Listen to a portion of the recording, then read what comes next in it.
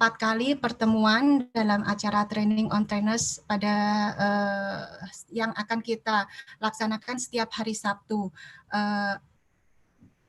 Ada mungkin ini info juga bagi peserta sebelum kita memulai acara supaya bisa lebih jelas bagi semua peserta bahwa untuk acara kita hari ini peserta nanti diharapkan memakai display nama dengan format nama dan prodinya. Kemudian nanti selama workshop mohon audio peserta dalam keadaan mute supaya kita bisa mendengarkan apa yang disampaikan oleh narasumber kita dengan lebih jelas.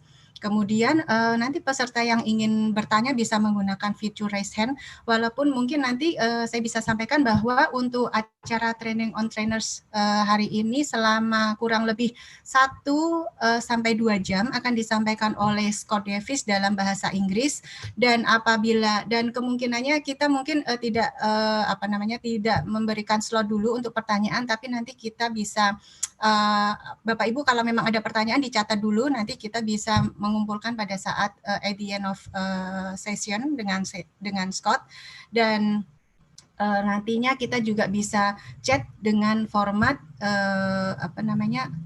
nomor urut atau misalnya pertanyaan ditujukan kepada siapa dan pertanyaan bagaimana, misalnya contohnya ini tadi 01 kepada Scott Davis misalnya pertanyaan seperti apa, how to start gitu.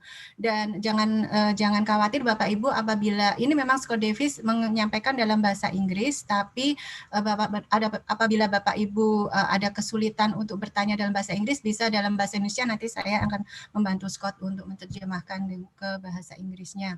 Dan juga sebaliknya, misalnya ada Scott menerangkan dalam bahasa Inggris, saya akan bantu untuk menerjemahkan ke Bapak Ibu semua. Kemudian nanti setelah pelatihan kita mungkin tidak ada polling, ada polling, tapi mungkin nanti kita akan coba kalau memang memungkinkan kita akan ada polling. Dan juga untuk sertifikat ini kita akan memberikan kepada peserta yang mengikuti dari awal hingga akhir, dan nanti akan kita sampaikan sertifikat itu beserta dengan materi presentasi yang diberikan oleh Pak Scott supaya kita bisa mempelajarinya lebih komprehensif lagi. Dan sedikit saya terangkan juga bagaimana serial training ini, karena rencananya training on trainers ini kita akan memberikan dalam 4 seri. Seri pertama adalah hari ini tanggal 12 Desember, topik utamanya adalah Introduction and Fundamental Cooperative Education yang akan disampaikan oleh Scott Davis, dan juga nanti Scott akan memberikan mungkin dalam maksimal 2 jam dan nanti selanjutnya akan saya handle. Kemudian nanti di tanggal 19 Desember kita akan ada sesi lagi refresher. Refresher ini nanti Scott juga akan bergabung sekitar 1 jam untuk jawab apabila Bapak Ibu masih ada yang kurang jelas, dan pertanyaan-pertanyaannya nanti bisa lebih interaktif. Kemudian juga kita akan mencoba sama-sama belajar nih bagaimana menyusun co-op action plan di tempat Bapak Ibu semua di prodi masing-masing.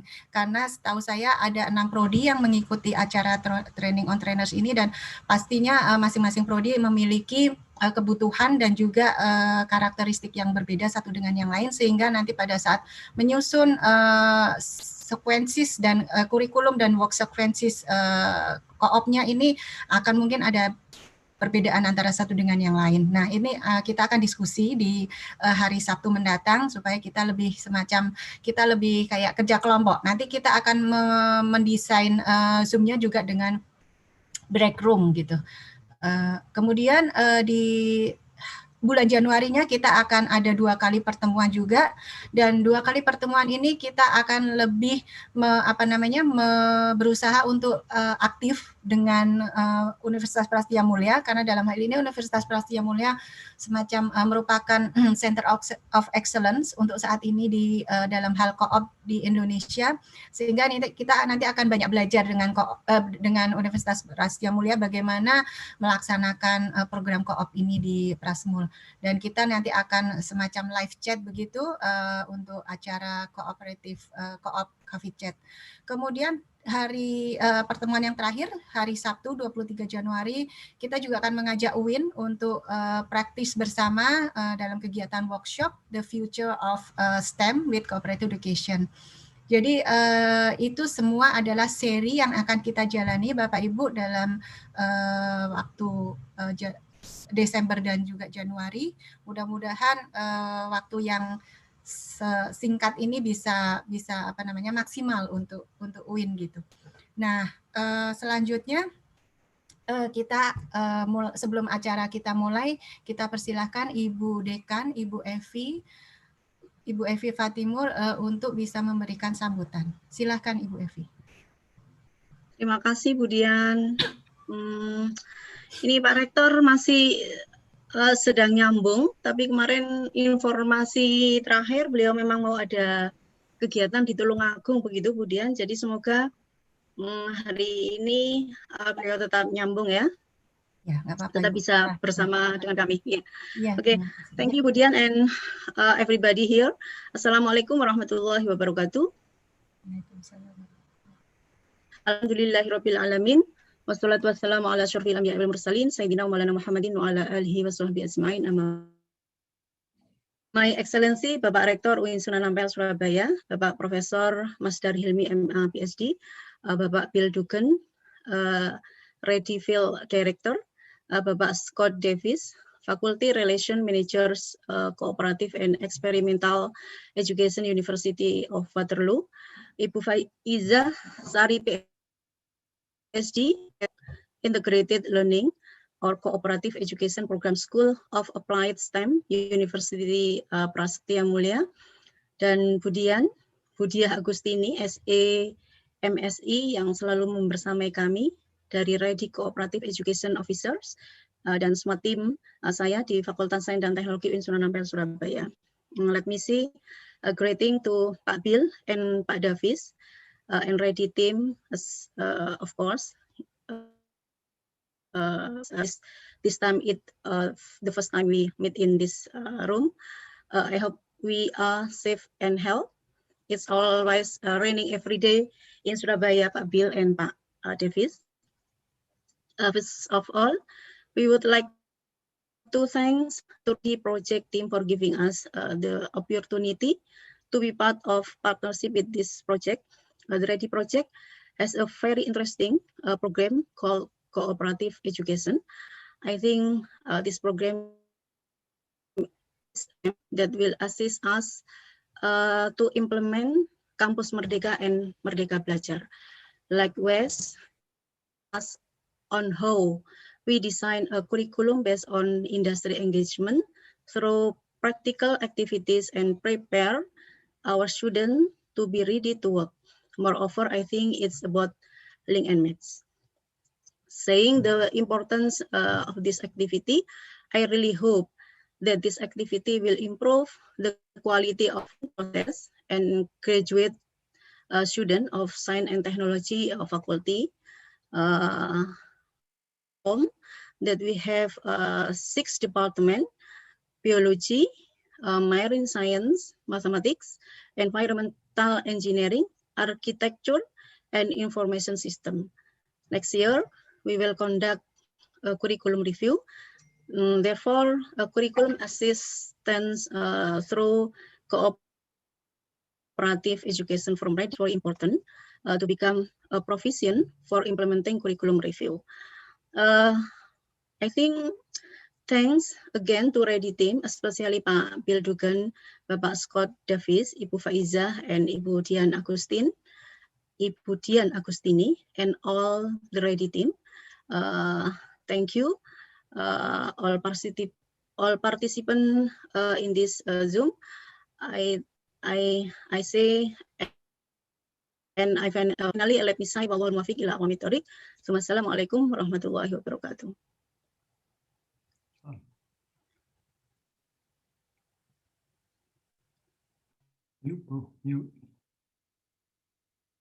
Bu Dian, suaranya. Ya, terima kasih kepada Ibu Evi atas sambutannya, dan untuk selanjutnya kami persilahkan Bapak Bill Dugan. Baiklah, terima kasih Bu Dian. Dr. Evi Fatimur Rusiza, Dekan Fakultas Sains dan Teknologi, teman-teman lain dari UIN Sunan Ampel Surabaya yang kami hormati, Scott Davis, our resident cooperative education expert from the University of Waterloo, and Bu Faizah Sari, our cooperative education coordinator from Universitas Prasetiya Mulya. Thanks very much for joining us. It's really great to have you. Para dosen dan staf administrasi, para wakil dekan, kasubag, kepala jurusan dan kepala studi, dan kalau ada mahasiswa, saya rasa tidak ada pada pagi ini, tapi kalau ada mahasiswa, selamat bergabung bersama kami. Pertama-tama, terima kasih banyak kepada teman-teman di UIN Sunan Ampel Surabaya atas minatnya dan semangat untuk belajar bagaimana Anda bisa mendesain dan melaksanakan prodi dengan pendekatan cooperative education atau pendidikan terpadu belajar bekerja. Kami senang sekali ada minat dari beberapa UIN di Indonesia. Bagi kami, cooperative education merupakan salah satu bukan pendekatan saja, tapi boleh dikatakan gerakan pendidikan yang sangat-sangat efektif di mana saja dan yang cocok untuk hampir seluruh jurusan di mana-mana. Jadi kami senang sekali Anda berminat melihat apakah ini cocok untuk Anda dan bagaimana Anda bisa menggunakan metode ini. Jadi terima kasih banyak sekali lagi atas undangan ini dan partisipasi dalam acara ini. Kalau saya tidak salah, dulu waktu saya bekerja dengan perusahaan, yaitu co-author dari Kanada, dengan proyek SILE, ada kerjasama dengan UIN Sunan Ampel ya. Oke, ya. Kebetulan rekan kami dari proyek READI, Bu Sri Mastuti, sering turun. Ya, oke. Seperti Bu Sri tidak berpartisipasi malam ini, tapi saya jadi sudah lama saya kenal nama UIN Sunan Ampel, tapi sayangnya sebelumnya saya tidak sempat mengunjungi Anda, tapi biar bisa mengunjungi secara digital pada hari ini. Terima kasih Pak Bill. Terima kasih Bu Evi. Jadi sebenarnya mungkin Bu Evi dan teman-teman lain dari UIN sudah tahu Universitas Waterloo punya sejarah lama dalam cooperative education. Pada waktu Universitas Waterloo didirikan pada tahun 58 atau 59, saya lupa, Scott pasti tahu. Waterloo memang dibangun sebagai universitas khususnya untuk mendorong dan menjalankan prodi-prodi yang pakai pendekatan cooperative education. Jadi Universitas Waterloo punya lebih dari 60 tahun, 6 dekade yang cukup berhasil dalam penerapan pendekatan cooperative education. Jadi apa saja Bu Evi dan teman-teman mau tanya, Anda bisa tanya pada Pak Scott, Bu Dian, atau Bu Faizah juga punya banyak pengalaman sekarang. Dengan hati senang kami bisa menjawab. Mengenai proyek READI dan cooperative education, sudah kurang lebih 4 tahun, sedikit lebih dari 4 tahun, yang kami mendorong dan mendukung upaya-upaya beberapa universitas mitra untuk mendesain dan meluncurkan prodi-prodi dengan pendekatan cooperative education. Kebanyakan untuk jurusan aktuaria, tapi tidak semua. Contohnya di Universitas Prasetiya Mulya, seperti Bu Faizah bilang, Bu Faizah bekerja di bawah Fakultas Applied STEM, dan aktuaria di Prasetiya Mulya sebenarnya ada di bawah program Business Mathematics. Jadi bisa macam-macam, bisa prodi aktuaria yang benar, atau bisa di bawah statistika atau matematika, atau bisa mungkin Business Mathematics. Tapi kami juga tahu bahwa dari pengalaman dari mitra lain kami, yaitu UPH, Universitas Pelita Harapan, mereka pernah menerapkan pendekatan cooperative education baik untuk mahasiswa aktuaria, tapi juga untuk biologi. Oke, dan kalau saya tidak salah di Universitas Prasetiya Mulya, mereka bermaksud menggunakan pendekatan cooperative education dengan beberapa jurusan. Mungkin nanti Bu Faizah bisa menjelaskan rencana di Prasmul.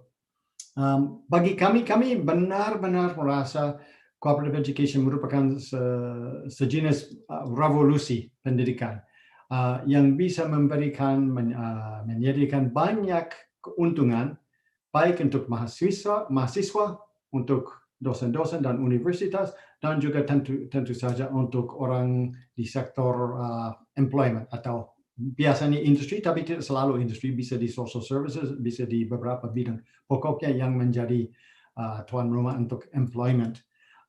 Tidak usah saya menjelaskan seluruh untuk keuntungan karena saya merasa yakin Bu Faizah akan menggambarkan kekuatan dan benefit dari cooperative education.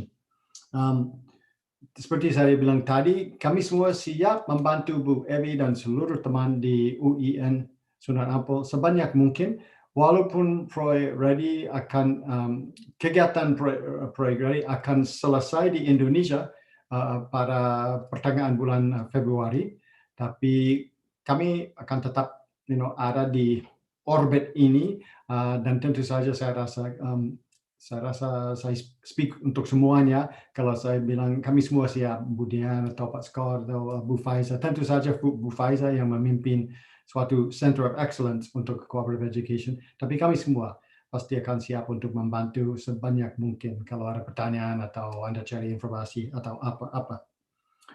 Jadi sekali lagi saya ucapkan banyak terima kasih kepada seluruh narasumber, Scott dan Bu Faizah, kepada Pak Rekan yang mungkin belum bergabung, tapi mudah-mudahan Prof. Bastar Hilmi akan bergabung dalam waktu dekat.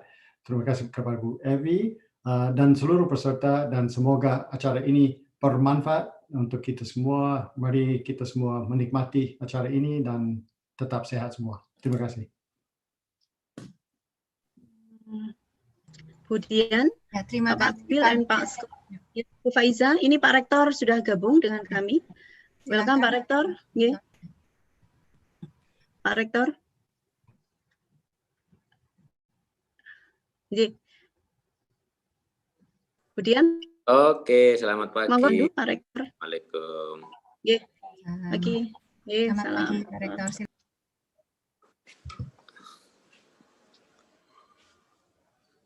Gimana saya ini? Ya Pak, silakan untuk memberikan sambutan. Ya. Baik, terima kasih. Assalamualaikum warahmatullahi wabarakatuh. Alhamdulillah. Udah itu ya Bang? Abang udah beres ya? Udah tinggal pergi? Udah. Selamat pagi dan salam sejahtera untuk kita semuanya. Yang saya hormati Ibu Dekan, Fakultas Sains dan Teknologi, beserta seluruh jajarannya. Perwakilan dari READI. Apa namanya tadi itu, dan teman-teman semuanya yang berbahagia. Alhamdulillah pada pagi hari ini kita bisa mengawali kembali satu kegiatan yang sangat penting bagi fungsi-fungsi kerjasama kita, yaitu bagaimana agar kita selaku institusi memiliki lembaga-lembaga yang bisa kita jadikan sebagai partner ya untuk kerjasama kita. Dan tadi malam Bu Evi selaku Dekan Fakultas Sains dan Teknologi sudah memberikan bahan bacaan awal ya. Ini READI ini merupakan rekanan Bu Dekan yang sudah lama beliau bekerja sama dengan mereka-mereka ini. Prinsipnya saya selaku pimpinan sangat mendukung penuh apa yang dilakukan untuk pengembangan kerjasama internasional ya, yang bisa memperkuat fungsi-fungsi kelembagaan di Fakultas Sains dan Teknologi, khususnya di dan umumnya di UIN Sunan Ampel Surabaya. Dan apapun yang nanti bisa dikerjasamakan, saya harapkan memiliki impact secara langsung akan mengangkat leverage Fakultas Sains dan Teknologi di tingkat kawasan, bahkan di tingkat internasional. Saya mohon maaf, saya telat bergabung karena Saya tidak sadar kalau ternyata jam 8. Ternyata jam 8. Saya berpikirnya jam 9. Oleh karena itu selamat datang kepada Bapak Ibu sekalian semuanya yang sudah bergabung di acara ini. Selamat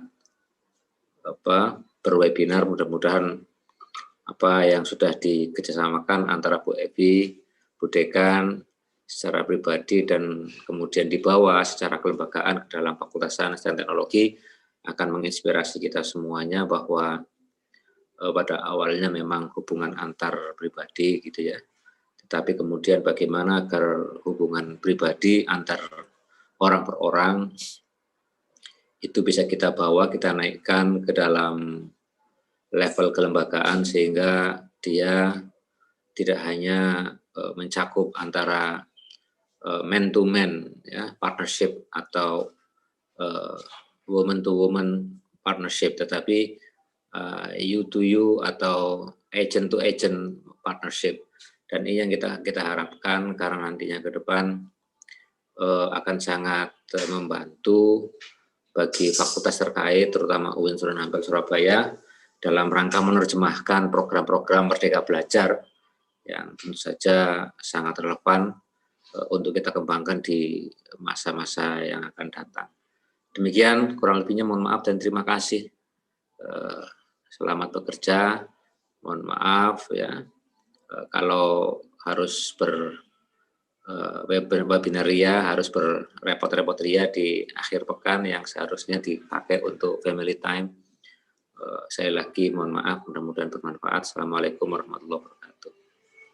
Waalaikumsalam warahmatullahi wabarakatuh. Terima kasih Prof. Masdar Hilmi yang sudah menyempatkan waktunya pada pagi hari ini untuk bisa bergabung dan berikan sambutan kepada kami untuk acara Training on Trainers Co-operative Education. Mohon maaf juga kami pagi ya Prof, karena memang di Kanada waktunya terbalik apa istilahnya malam di sana, jadi kita harus mengatur pagi. Ya, terima kasih. Baik semuanya, mungkin kita bisa langsung sebelum memulai acara kita akan berdoa dulu terlebih dahulu yang dipimpin oleh Bapak Fatur Rahman. Silakan Bapak Fatur. Baik, Assalamualaikum warahmatullahi wabarakatuh. Mari kita berdoa bersama. Mudah-mudahan acara ini bermanfaat dan barokah bagi kita semua. Ala hadiniyah wa ala kulli niyatin sholihah. Al-Fatihah.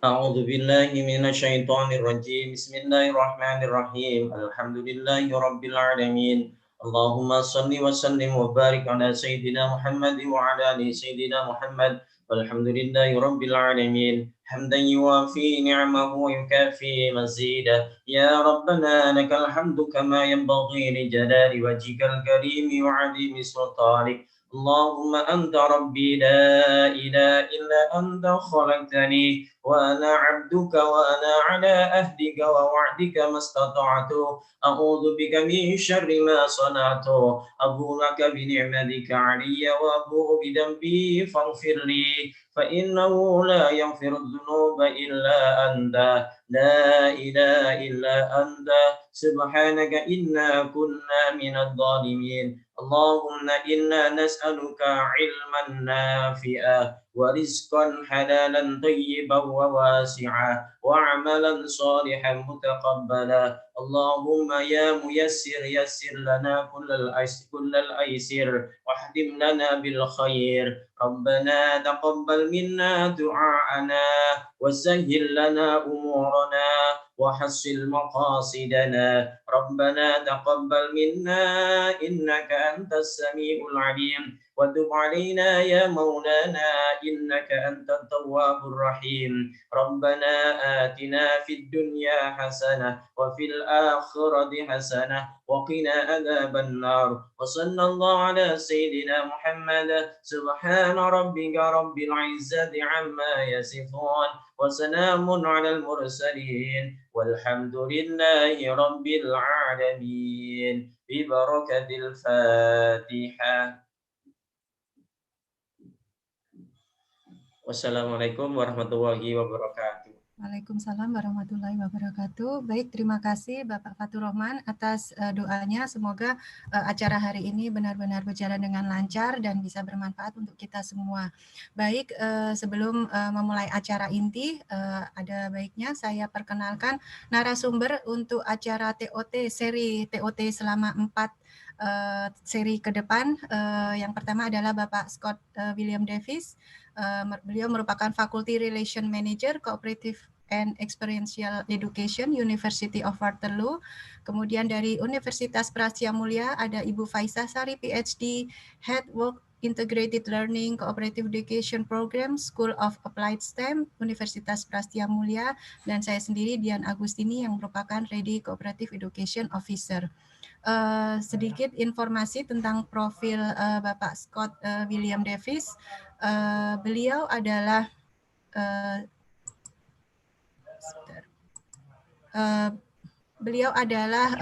Faculty Relation Manager Cooperative Education and Experiential di University of Waterloo.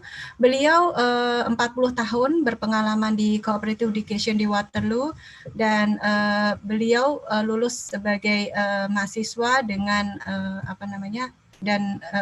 mahasiswa Cooperative Education. Dan tahun 2016 beliau berperan sebagai Canadian Cooperative Officer pada proyek READI Kanada, proyek yang sedang kami jalani saat ini. Kemudian Scott juga merupakan anggota aktif dari Civil Kanada dan saat ini beliau sebagai anggota dari Badan Akreditasi. Dan beliau juga merupakan pernah menjabat sebagai presiden pada Education at Work Ontario. Ini merupakan perkenalan ya dengan Bapak Scott Davis, profil beliau sebagai bahan informasi untuk kita semua, dan untuk selanjutnya akan saya persilahkan Pak Scott untuk memulai acara. Oke, Pak Scott, we can start the training now. Time for you now. Time for me now. Yeah. Terima kasih, Bu. Yeah. Okay. Selamat pagi. Pagi, Pak Scott. I will share first of all, I want to show you my batik. This is the only time I can wear this batik because it's long sleeve and lined. I could never wear it in Indonesia. I would be too hot. But I can wear it in Canada because it's the right temperature. Yeah, nice batik, Pak Scott. Thank you. Yeah. Can you see my slides now?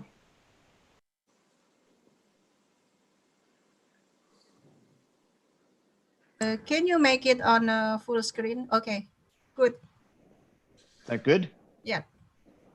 Okay.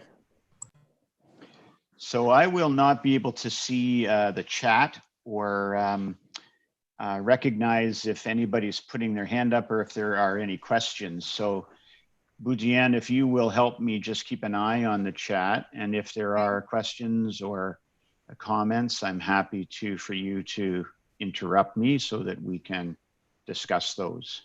Yes. Okay, Pat. So we'll move fairly quickly through this slide deck because I want to be able to have some time for questions with you, and I think we will also leave you with time so that you can discuss with Dian some of the more intricate pieces of the presentation when I'm no longer presenting. Excuse me. First thing I want to say is that it's not our intention to show you how big we are or how many programs we have. What we would like to do is share the best practices that we feel co-op represents and how we can best give you advice for developing a co-op program at your school that will work best for your particular circumstances. And Sari will be able to speak to you in another session about the way that Prasetiya Mulya has adopted the co-op model in their school. So I hope through this session you will become familiar with the definition of alternating co-op, the way that we describe it in Canada. I hope you will be able to distinguish between the various forms of work integrated learning. I know that you are familiar with internships in Indonesia. Cooperative education is an additional form of work integrated learning. We want you to recognize and understand the foundational pillars of an effective co-op program, and hope that these slides will help start the development of a resource kit for you to establish co-op at your own school. Cooperative education is learning by doing in its very simple definition. In the case of cooperative education, in the Canadian definition, it is paid relevant employment that's integrated into the academic curriculum.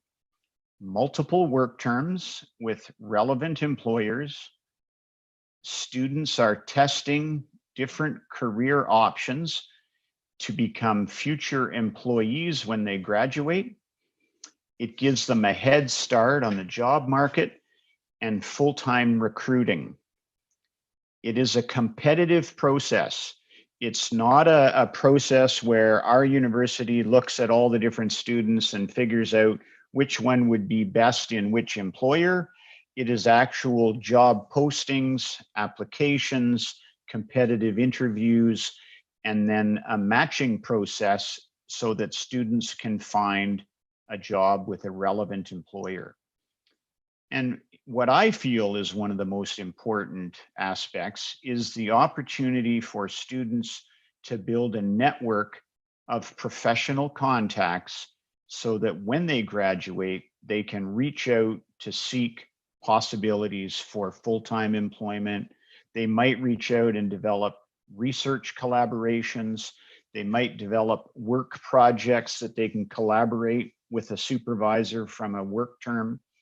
All sorts of ways for students to develop a network. In Canada, we set up standards that all of our co-op programs are expected to use when developing their program and operating their program. Things like making sure that each work term is developed in partnership with the employer and approved by the co-op education environment, the program itself. It's not sending students out to find their own job and then telling the university where they're working. It's the university working with employers to develop jobs that are going to be relevant for their students and that will achieve the learning objectives that they've set out for those students. The students are engaged in productive work and they are paid. Remuneration is a big English word, meaning they get paid. Co-op curriculum supports the students' learning goals, personal evaluation and reflection. It is an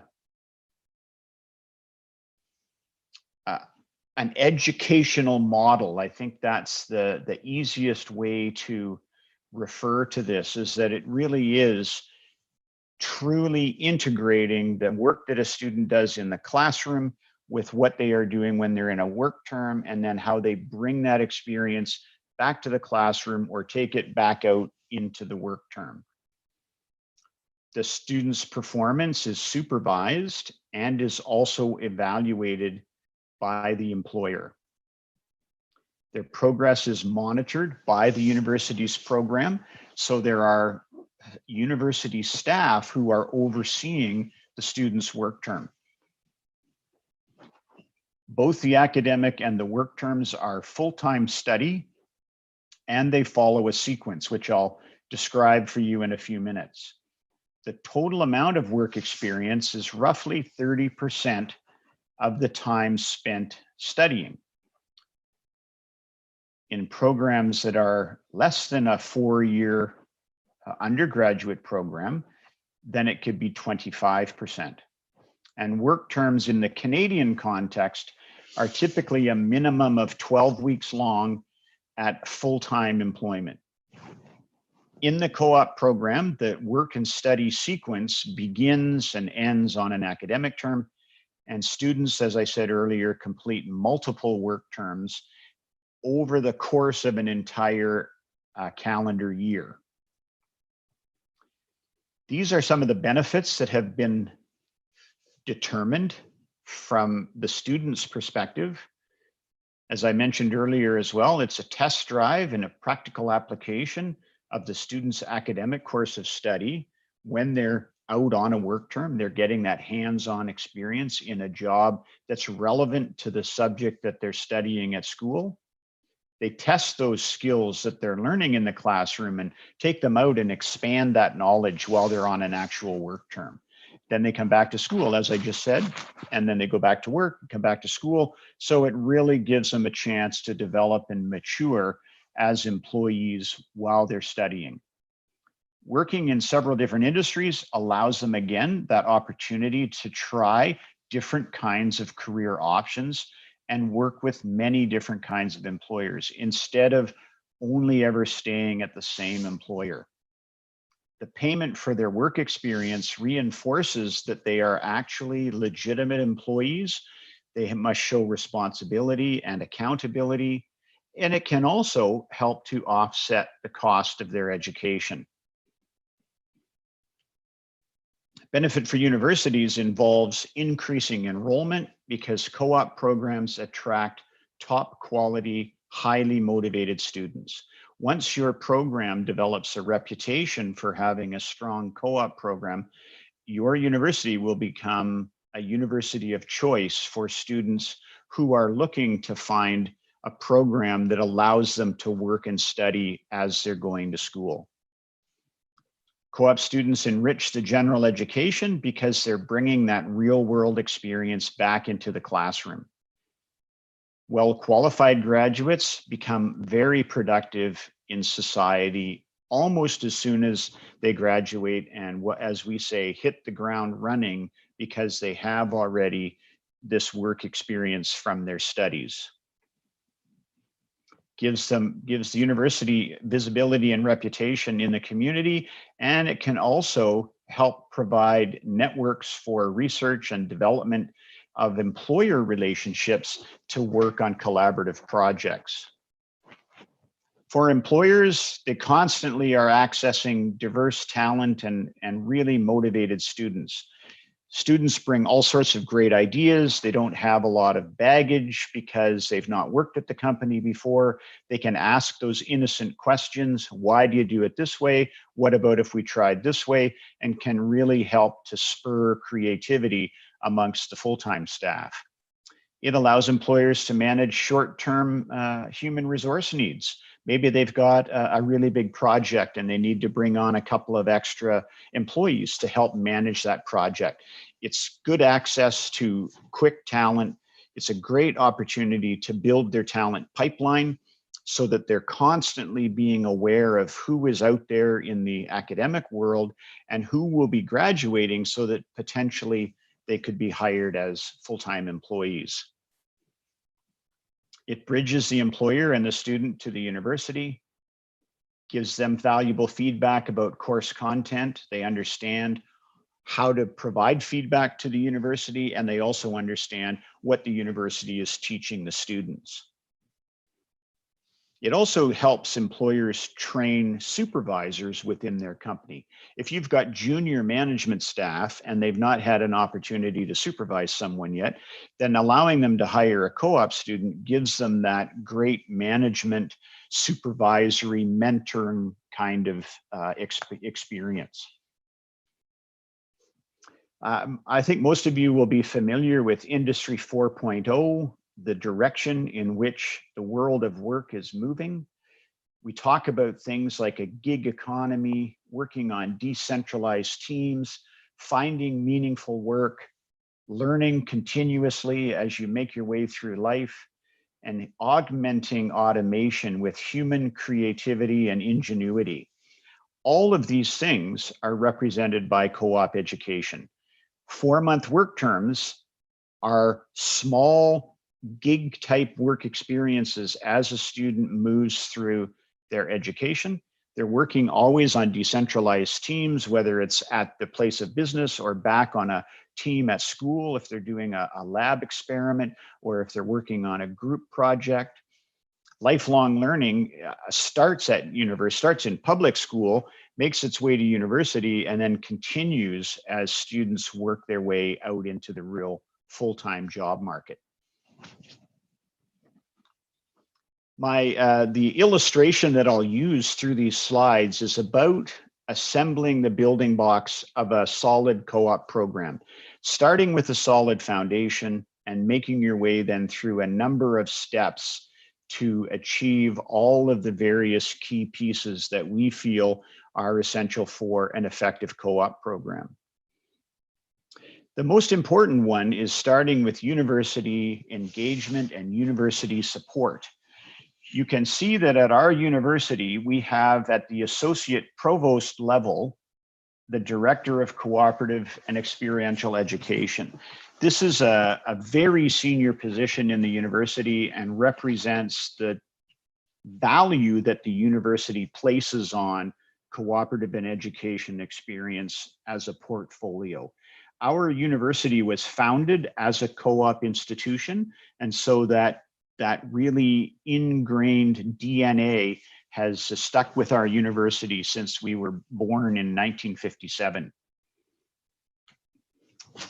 We've developed a vision which involves connecting imagination and impact for a better world through global leadership, part of which I'm exhibiting tonight in terms of working with you folks across the world in helping you to develop cooperative experiences at your schools. And by developing talent for a complex future, we advance research and strengthen our own diverse communities so that we can equip and empower our learners for the future of work and their lifelong learning. One model that you can use, if you wish, for the development of curriculum and to understand how co-op education integrates into the academic curriculum is a model called, we short form to PAIR, which is pedagogy, experience, assessment, and reflection. And so you've got an integrated curriculum that involves providing students with experiences in workplace or practice settings. They're given outcomes that lead to employability, personal motivation and agency, and lifelong learning, and they reflect on the different experiences that they've had and how those experiences contribute to their own growth and accumulation of skills and competencies that they take with them into the workplace. We have what we call our Future Ready Talent Framework.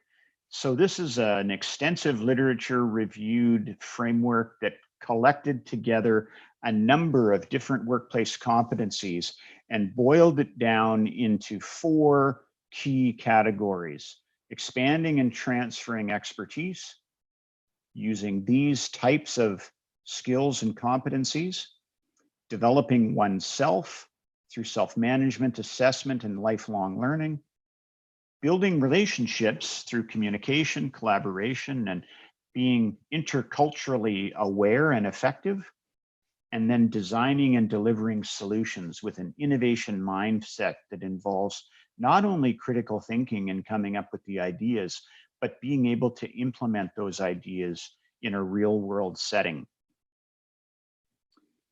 So as you can see, these are broken down. I won't take too much time to go through these because you'll be able to have these slides when we finish the presentation, and you'll be able to use them and examine them in more detail.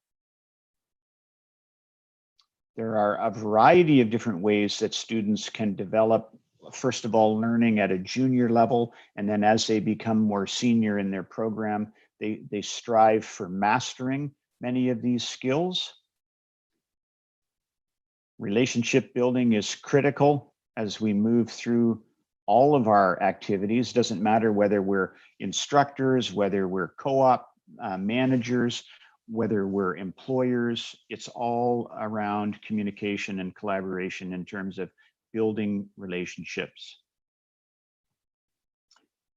And most effectively, one needs to design and deliver solutions to be making a meaningful contribution to your employer and to global society as a whole. So in terms of building that solid foundation, I've just shown you some of the educational strategy and pedagogy. One needs to decide, are you going to use an alternating co-op model? Do you want to stick with an internship model?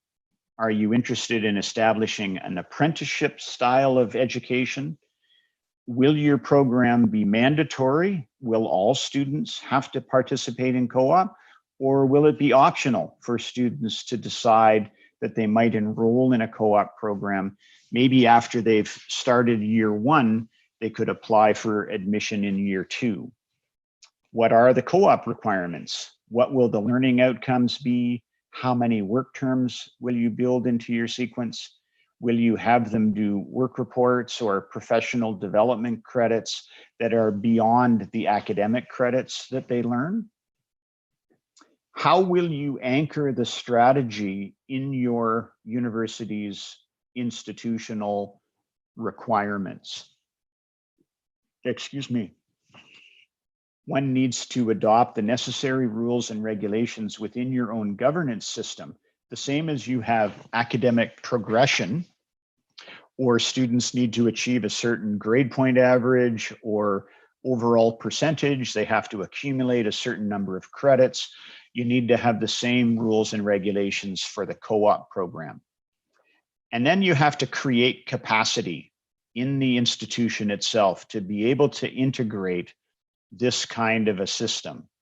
You have to teach the same courses twice because you're going to have students that are out to work during a particular semester, and you will also have students at school studying during that same semester. And then those students will switch. So now you've got to teach those courses again to the group of students who just came back from their work term. Here's a description of the different forms of work integrated learning as we have defined them in Canada. We're talking about the yellow circle here. There are also curricular types of experiential education, which you get maybe through taking a lab course and going out on a field trip. There might be simulations that you can do in a classroom or in a laboratory, or you have project-based coursework. And similarly, you can do co-extracurricular, job shadowing, a student club, playing on a varsity athlete team, a summer or a part-time job. But for our purposes, we're talking about work integrated learning, of which co-op education is one part or one type of work integrated learning. Now, when I talked about building that sequence and implementing the capacity that you need in your program, this is what a typical set of sequences look like at the University of Waterloo. And it's important to remember that we have a 3-semester academic system. Each semester is 4 months in length. Most of our students typically start their university education in September, and they do what we call our fall term from September to December. They then have a winter term, which runs from January to April, and a spring or summer term, which runs from May to August.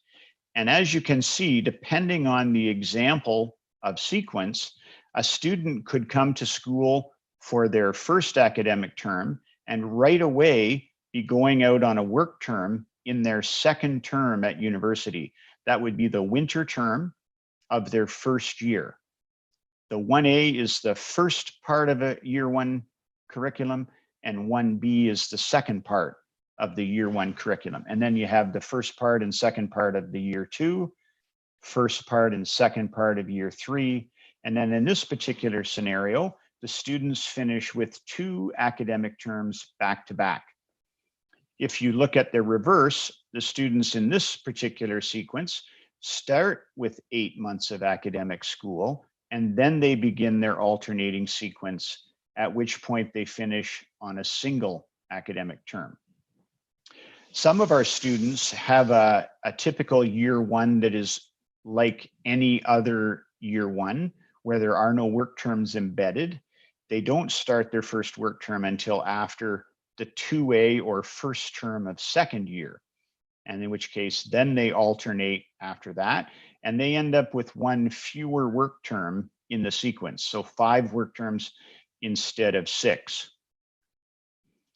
If we look at some possibilities for the Indonesian perspective, these are just a couple of examples where we thought a university might be able to build in a work term sequence that would allow them to incorporate 4 work periods, or in some cases 3 work periods, depending on the particular sequence or format that you felt would work best for your university.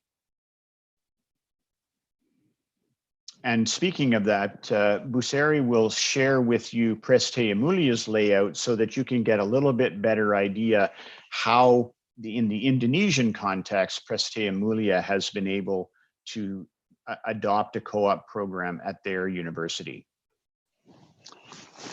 One of the key things, once you've built that institutional support and you've got some academics in place from the co-op perspective, you need to have career advising for the students. You need to provide them with a place to go so that they can learn about how to create their resume, how to go through an effective interview, how to market themselves to an employer. We have what we call our Center for Career Action, and they're involved with career advising to students, postdocs, alumni, anybody who is interested in career guidance or advice is able to access our Center for Career Action. Even alumni from the university, I'm a grad from our university. If I decided now that I wanted a career change, I could connect with our Center for Career Action and seek some advice from them on how to restructure my resume. Maybe I haven't written a resume for 25 years and I want to be current in terms of how I go about proceeding with a career change. There are lots of different things that our Career Center provides for students to help them develop their own brand. So many students are doing activities online now, so it's a great way for them to figure out how to access professional sites, what to do to avoid falling into traps around social media or being unfairly targeted by an employer for something that they did when they were young and foolish. One needs to remember that anything that you put out into the internet is there forever. Doesn't matter how hard you try to get rid of it. We have an undergrad advising team that's made up of 8 co-op consulting career advisors, and they can do all sorts of appointment times. So there's a great resource for students to be able to access professional staff to help them with their advising needs. We do appointment booking to things, as I mentioned a little bit earlier, resumes, cover letters, mock interviews, an academic interview if you think that you're going to move on to grad school. There's career development and self-assessment, and there's also appointments for helping students to build their electronic portfolios. We run a series of workshops that are all voluntary, so you're not forced to go to them. They're all sign up only, but they can really help students to develop some skills in a variety of different areas. Our career advisors supply for first work term students the opportunity to get some strategy on how best to be reaching out in the employment process that we're going to be offering for them.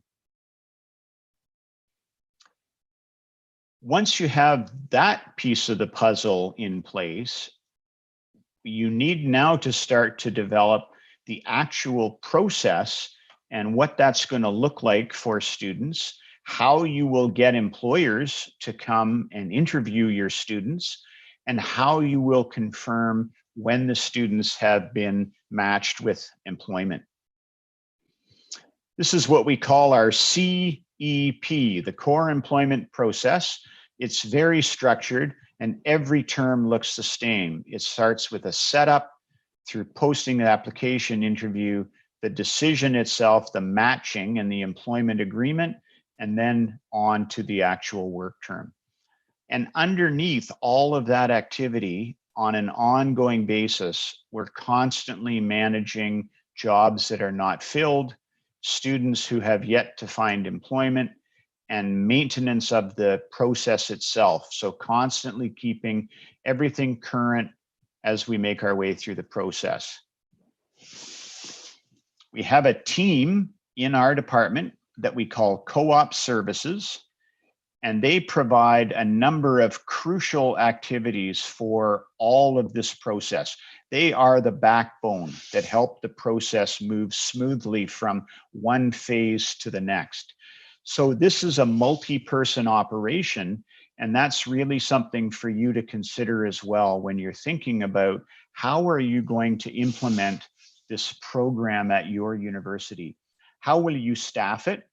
Who will be responsible for recruiting employers, managing the process, helping students with their advising needs, and then visiting the students when they're on their actual work term.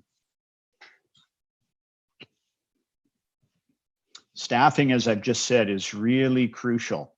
You've got employers that need to post a job. They have to schedule their interviews. They want to be able to choose the candidates that they're going to actually match with. Want to make maximum use of the physical space. And this is a very interesting one for us right now. And I'll show you a picture in a few minutes of our actual physical building on our campus, which right now in the middle of this pandemic is actually closed. We're not even allowed to be there. And so all of our work is being done remotely. And that's really causing some interesting deliberations around just how much physical space do we actually need for the process that we're running, and what might that look like when we're back to the new normal and able to return to campus. How might we reconfigure our physical space so that it can be even more effective for the kinds of things that we're doing? Normally, we would have students coming in and waiting in a reception area. They'd be going to a private individual interview room. We have a call center in our building where students can go for a private phone or webcam interview. We have staff offices to meet with students. As I just said, all of that is closed right now and everything is happening online. So it's really causing us to reevaluate just what our building can be used for. And that's what it looks like. And right now that poor building is sitting completely empty and there is nobody in there and nobody making use of any of the facility that it provides, which includes, this is the waiting area. We have call centers. These are little mini phone booths where you can go for a webcam interview. So it's quite interesting that the pandemic has caused such a significant shift in the way in which we operate our business. We move from the setup then to all things, including what the process is going to look like. How do you get the students ready? How do you prepare the employers? How do you invite them? Excuse me. When do you have a recap work term meeting with the students so they know that they're going out on their next work term? We run events such as career fairs and job fairs. We have a credentialing system that allows students to update the skill inventory that they have so that when an employer is searching for students in our database, they can match with the skills that students have. We set up our term calendar a year in advance so that we know in September 2020 what our schedule is going to look like in September 2021, or we hope we know. And again, the pandemic has caused quite a significant shift in the timing and the way in which we operate each month. So I probably shouldn't say that we know what our schedule is going to look like in September 2021, because I don't think we do. The posting process is fairly straightforward. It gets a job created. We make a reservation for an interview room or a webcam time. We provide employment information details and a skills profile that goes into the job description. We approve the jobs that are advertised to make sure that they're good quality in the description, that they've got all of the information that's necessary, including the skills that are going to be required, what sorts of things the students will learn, what their responsibilities are. And then we actually post the jobs in an online database so that the students can access, read the job description, and then apply appropriately. Our experience has shown that the more information that is shared through the employment process, the more rewarding the work experience will be for both the employer and employee. Nobody wants to apply to a job that's one line, a job description that's only one line and says, we need a co-op student. We make job descriptions that are much more robust and lay out those things I mentioned, such as what are the responsibilities expected of the student? What kinds of skills will they learn when they're on the work term? And what sorts of skills would the employer like them to bring to the job already in pocket? This is a sample job that happens to be posted for an actuarial analyst. All of our jobs look very similar in terms of the layout, but you can see that they start off with a description of the employer itself and what the work term might look like, what's the area of business that the employer is engaged in, what their motivation is in terms of the company's mission, how big they are and where they're located, and then what are the actual responsibilities of the analyst and the skills that are required of the applicants, or hopefully the skills that an applicant is going to bring to the job.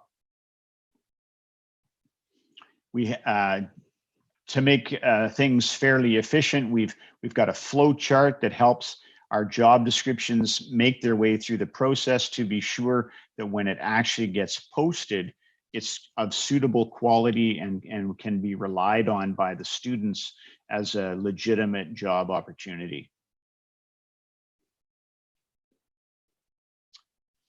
The application process itself, students are expected to be responsible for their own applications. They have to be smart about it. They have to be strategic. They have to measure the number of jobs they're applying to. You don't want to apply to all the jobs in the first posting because there may be some appropriate jobs coming in the second posting and you don't want to miss out on an opportunity for one of those. It does take time on the part of a student to search through the many different job opportunities that are available so that they apply the jobs that are the best fit for them. They have to prepare their applications. They have to update their resume. They have to make sure that they're polishing their interview skills, being aware of their own skill sets so they can share those with an employer during an interview. Then they have to submit their applications. So they physically have to go onto the system itself and shortlist the jobs they're interested to and then submit their applications. The employers then pre-screen the applications that they get. They look for different qualifications and they confirm who it is that they're going to interview. Once we get to the interview phase, we build schedules for the employers. We firm up where they're going to be located. This is, again, is all during a period of time when there's no pandemic. So if we were operating as per normal, we would be scheduling rooms in our building. We'd have interview days, setting up all of the process. We would have a duty staff on hand to help employers if they have any troubleshooting issues. Sometimes students miss interviews. Sometimes there's a conflict in times. A student might get scheduled for 2 interviews that overlap. So they need to have a staff member to be able to help them figure out how best to work through that conflict.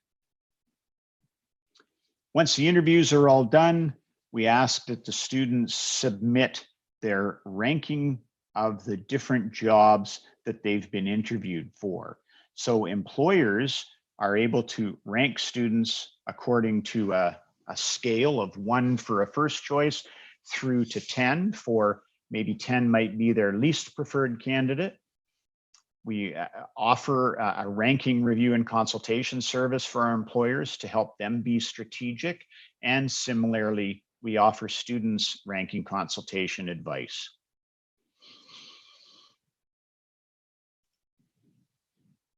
Once our students go through our employment process and receive a ranking from an employer, they are expected to honor the match that they receive, through our ranking process. There are a number of different ways a student can find employment as well. They might go back to a previous employer. So maybe they're a second or third work term student and they've decided to accept an offer from a previous employer. So they don't even have to go through the actual employment process in that particular term. They might arrange their own job. Perhaps they've connected with a business colleague through a previous employer, but in a different company, and they've been able to arrange a job for themselves that way. They might go through our standard interview process. They may also find employment outside of Canada, in which case we're going to have to look or help them be sure that they have the appropriate employment authorization to be able to go to work in those different jurisdictions. There are sometimes a non-credit work term where maybe you don't find a job that is relevant or related to your program or is unpaid, but you might decide to do it because it's a good fit for your career direction, in which case you might not get credit for it, but it would still be a valuable experience. And finally, we get to the work term itself, where if a student is going overseas, we like to have them go through a risk management process to be able to be sure that they understand the risks and the possible speed bumps they might run into during a traveling internationally situation. We have a work site contact, so we're in touch with the students every term. We do an electronic check-in through email and through our actual recruiting system. We also do site visits, physical in-person site visits for first work term students and also for students on their second to last work term. The employer evaluates the student after the work term itself, hopefully at a midterm, and then certainly at the end of the work term. And we also ask the students to recap their work term and do some reflection on how they did, what skills they accumulated, and what their intention is for the next work term in their sequence.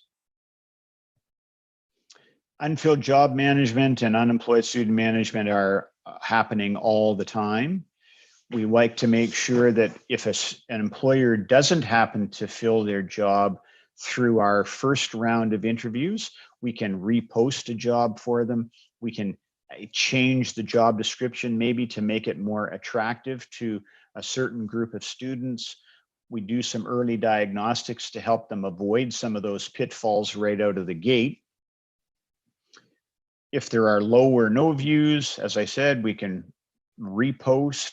If a job is stalled, sometimes an employer might be interviewing maybe at 2 different schools. And so they may be interviewing at another school and not at our school. And so the job is stalled while we're waiting for the results of the interviews at another school.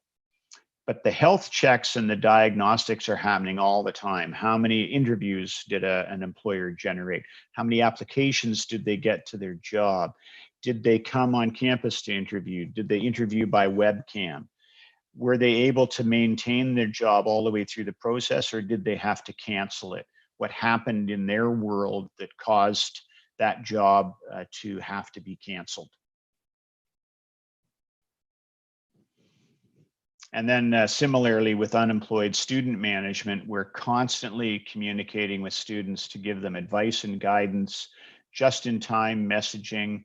Messages can be automatically generated by the system or can be sent one-off by a student advisor.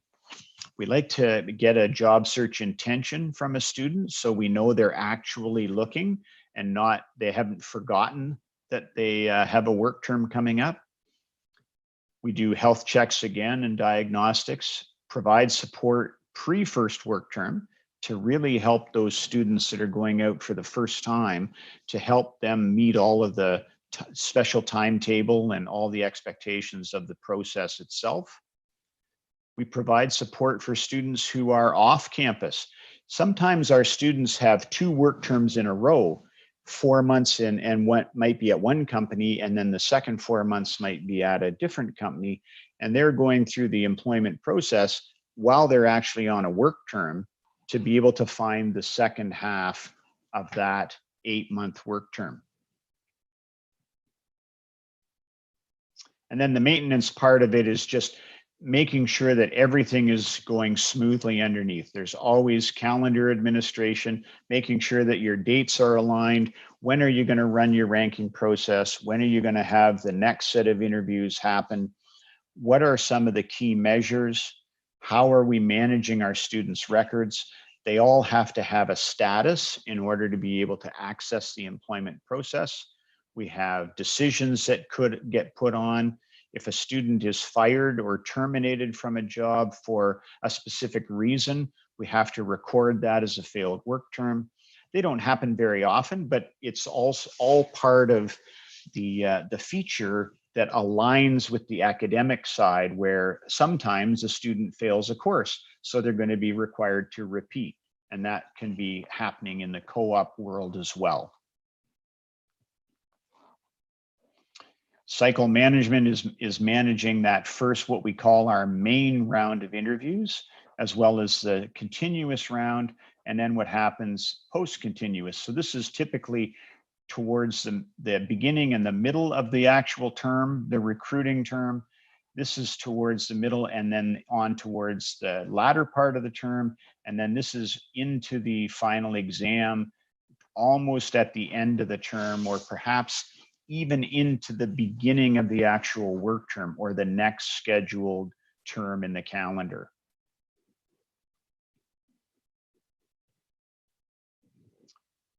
Employer invitations are sent electronically. And so this is a PDF that would be sent to an employer inviting them to recruit a student for the upcoming term. We would have sent this to employers back in April so that they could interview between May and August, and then the student would come and work for them from September to December in the actual fall work term. So it gives them the dates, it gives them links to how to post their job in Waterloo Works, which is what we call our electronic recruiting tool. It gives them some helpful hints about where they might be able to access some subsidy funding. It also gives them some tips on writing job descriptions that will be attractive to the students that they're hoping to recruit. We ask them to save the date. We give them an idea of when things are going to be happening. We contact them fairly frequently because we know they're busy, and sometimes the first message maybe doesn't catch their eye. So we'll send them a second invitation just to help them be efficient in use of their own time. There's a recruiting term, which is the term that a student is actually at school and studying and looking for a job at the same time. And then there's the work term, where a student is expected to be working and not studying. In fact, you're only allowed to take one academic course while you're on a work term. You're not supposed to be taking any more courses because the objective of that term is to be working. As I've mentioned already, that we have 2 main posting cycles. One is we call our main. It's about 4 weeks typically of job postings start off, and then interviews, and then a matching. And then we move into smaller continuous posting cycles. We do repost jobs, as I mentioned earlier, and we schedule interviews during all of those periods of time, depending on the needs of the employer and how late it's getting in the term. I mentioned already our 3 terms: the recruiting term, the work term, main hiring round, and the continuous hiring round are the key nuts and bolts of our particular process. This is what an application would look like if it came from a student. We automatically provide the employer with an unofficial grade report for the student. The system itself generates that based on data from our registrar's office. We also provide the employer with a work history. So this is showing a company that the student worked for, the time frame where they worked, when they worked, and what evaluation they got from the employer for that work term. And this is the student's actual resume. I apologize, it's pretty small print. It really doesn't matter what it says. It's just giving you showing you an image of the fact that a resume is included in the actual application package. In the main hiring round, we do this reposting. So we have a first posting, we can then repost in the second to see if we can get additional applications for the employer. Once a job has gone through a match, if it's unfilled or partially unfilled, it will also be reposted. And then in the continuous hiring round, we're doing application posting, or sorry, job postings every day. And we do then a little weekly match. And so instead of it being 4 weeks long, it's 1 week long. We do interviews on Tuesday, Wednesday, Thursday, and then we do a match on Friday. So there's that 4-week interview period I talked about. Right now, though, we did what I'm calling a pandemic pivot, where we created 2 interview cycles instead of 1. Whoop, lost my little, there we go. So we did 1 interview match from September to October. There was a week break for fall break week for our students.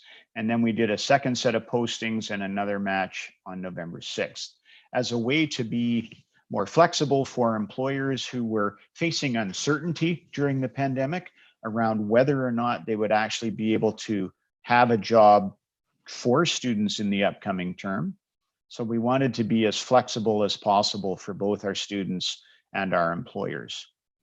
Then in this continuous phase, as I mentioned just a minute ago, we do interviews on Tuesday, Wednesday, and Thursday, and we do an employment match each Friday.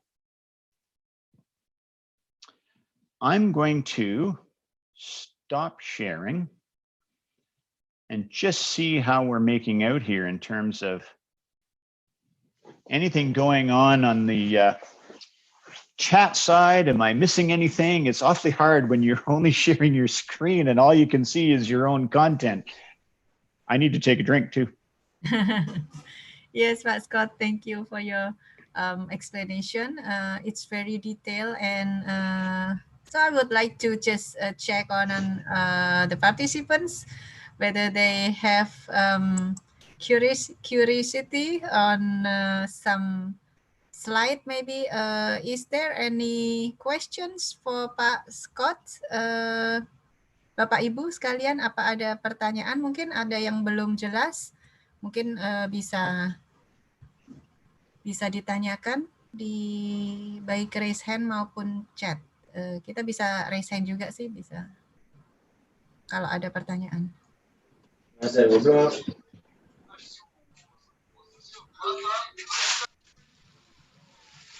Ibu. Oh ya, silakan Ibu Ida. Ibu Ida, silakan perkenalkan diri dari mana? Okay, thank you for the opportunity, Bapak Scott Davis. My pleasure. I'm Ida from Environmental Engineering. I would like to say about the co-op and the internship, yeah. We have an internship program in our course in information engineering for it's about 1 or 2, 3 months, yeah. I would like to ask you about the difference between the internship and the co-op program. Is there it have to include in our curriculum, or is the difference model from the internship?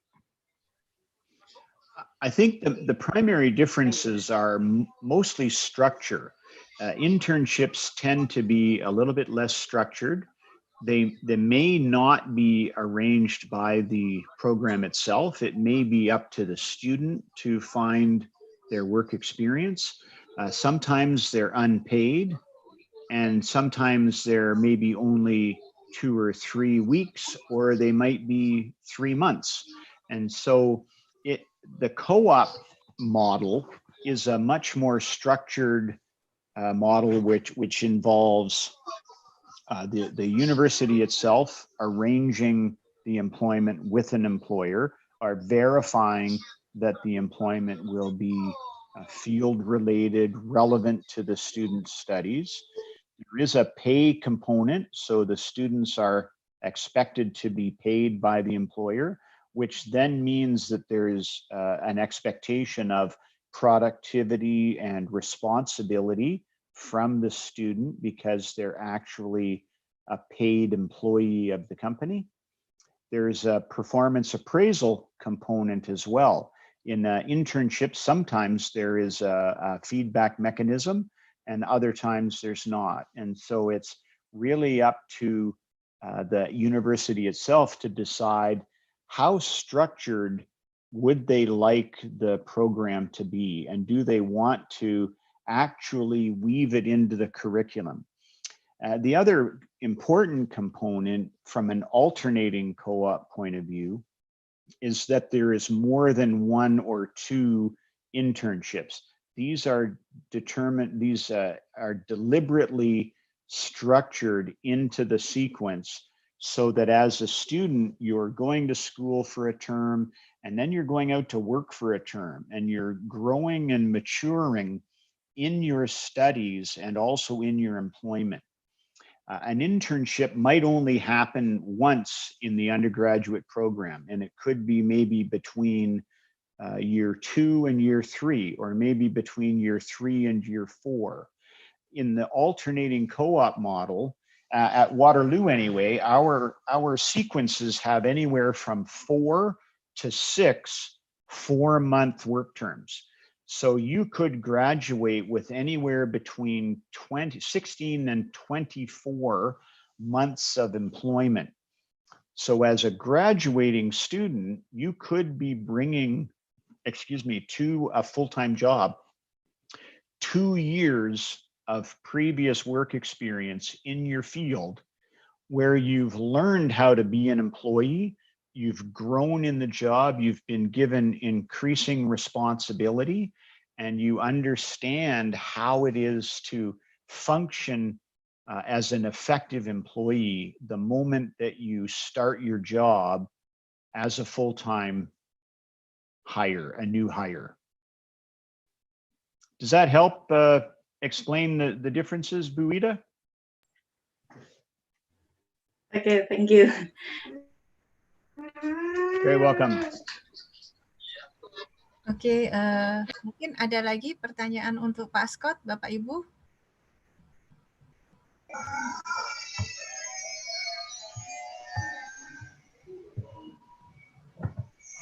Baik, kalau ada chat Bu Ida. What are differences between co-op and service learning? Okay, Pak Scott, I see that. What the difference between co-op and service learning? I think they can be quite similar, in the sense that service learning is really attached to a particular type of business or industry, and again, may not involve pay, may not involve the same sort of structure that a co-op program requires of both the institution and the employer itself. They're all sort of variations on a theme, and co-op really just provides that additional structure, that additional accountability, and the fact that there are learning outcomes that are attached to the work terms themselves, so that when a student graduates, they have, as we've come to refer to it, that future ready talent framework. They've got a set of competencies that they've been able to accumulate through their various work terms, and that they bring with them when they graduate as a full-time employee. In a similar perspective, an apprenticeship is a great example of work integrated learning, where if you're going to apprentice to be a mechanic, an electrician, a carpenter, you're actually going to work in that industry, and you're working on a set of competencies in order to move towards accreditation in that industry. So you might have to get your electrician's ticket before you can actually work independently on wiring a house or working on an electrical motor in a plant. You have to achieve a certain number of hours in that field. You have to work under the guidance and the mentorship of a registered professional. So it's a similar kind of scenario with co-op, but you're moving from employer to employer and test driving different types of careers. In the apprenticeship world, you've already decided, I want to be an electrician. In the co-op world, you haven't decided yet maybe what you want to do. So you're test driving different kinds of work experiences to help with that decision making from a career goal perspective. Okay, thank you, Pak Scott. And there is one more questions from Indri. Indri is from System Informatic Study Program. She's curious in terms of the industry or employers, because here in this case,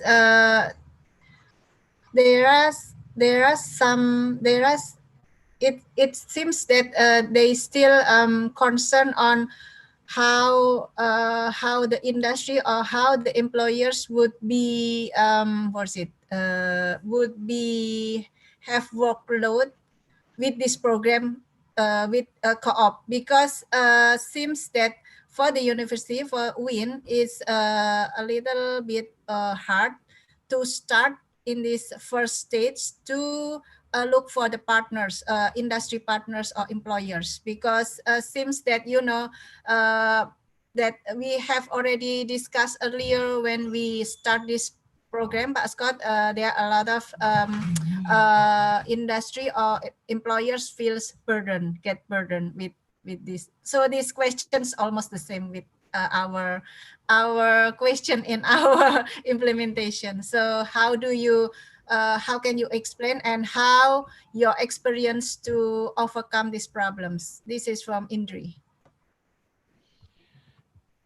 Employers, I'm going to ask Sari to share some experiences from her perspective too, because she's been doing this more recently. But I will just say from my perspective that it takes a little bit of time before employers become used to accessing students that are still in a university.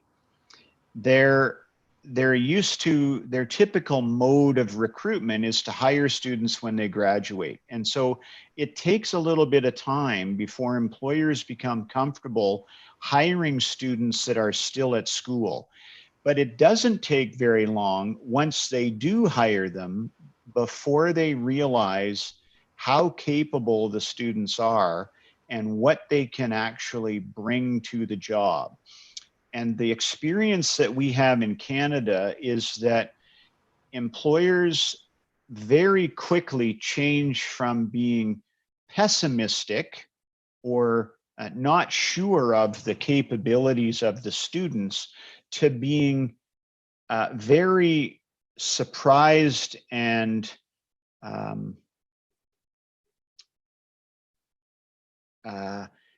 feeling ownership for the students because they realize that they're getting great quality people.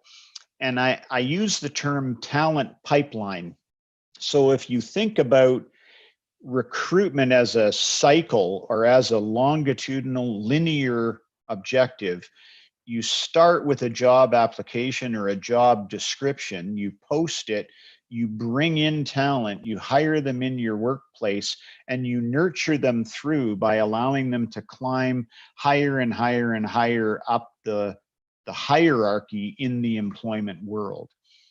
If you don't know where that group of new talent is coming from, it makes recruiting much more difficult than if you are able to connect with a program like Co-op, which provides you with access to really quality, motivated, relevant employees that you can bring into your company and test drive from an employer point of view.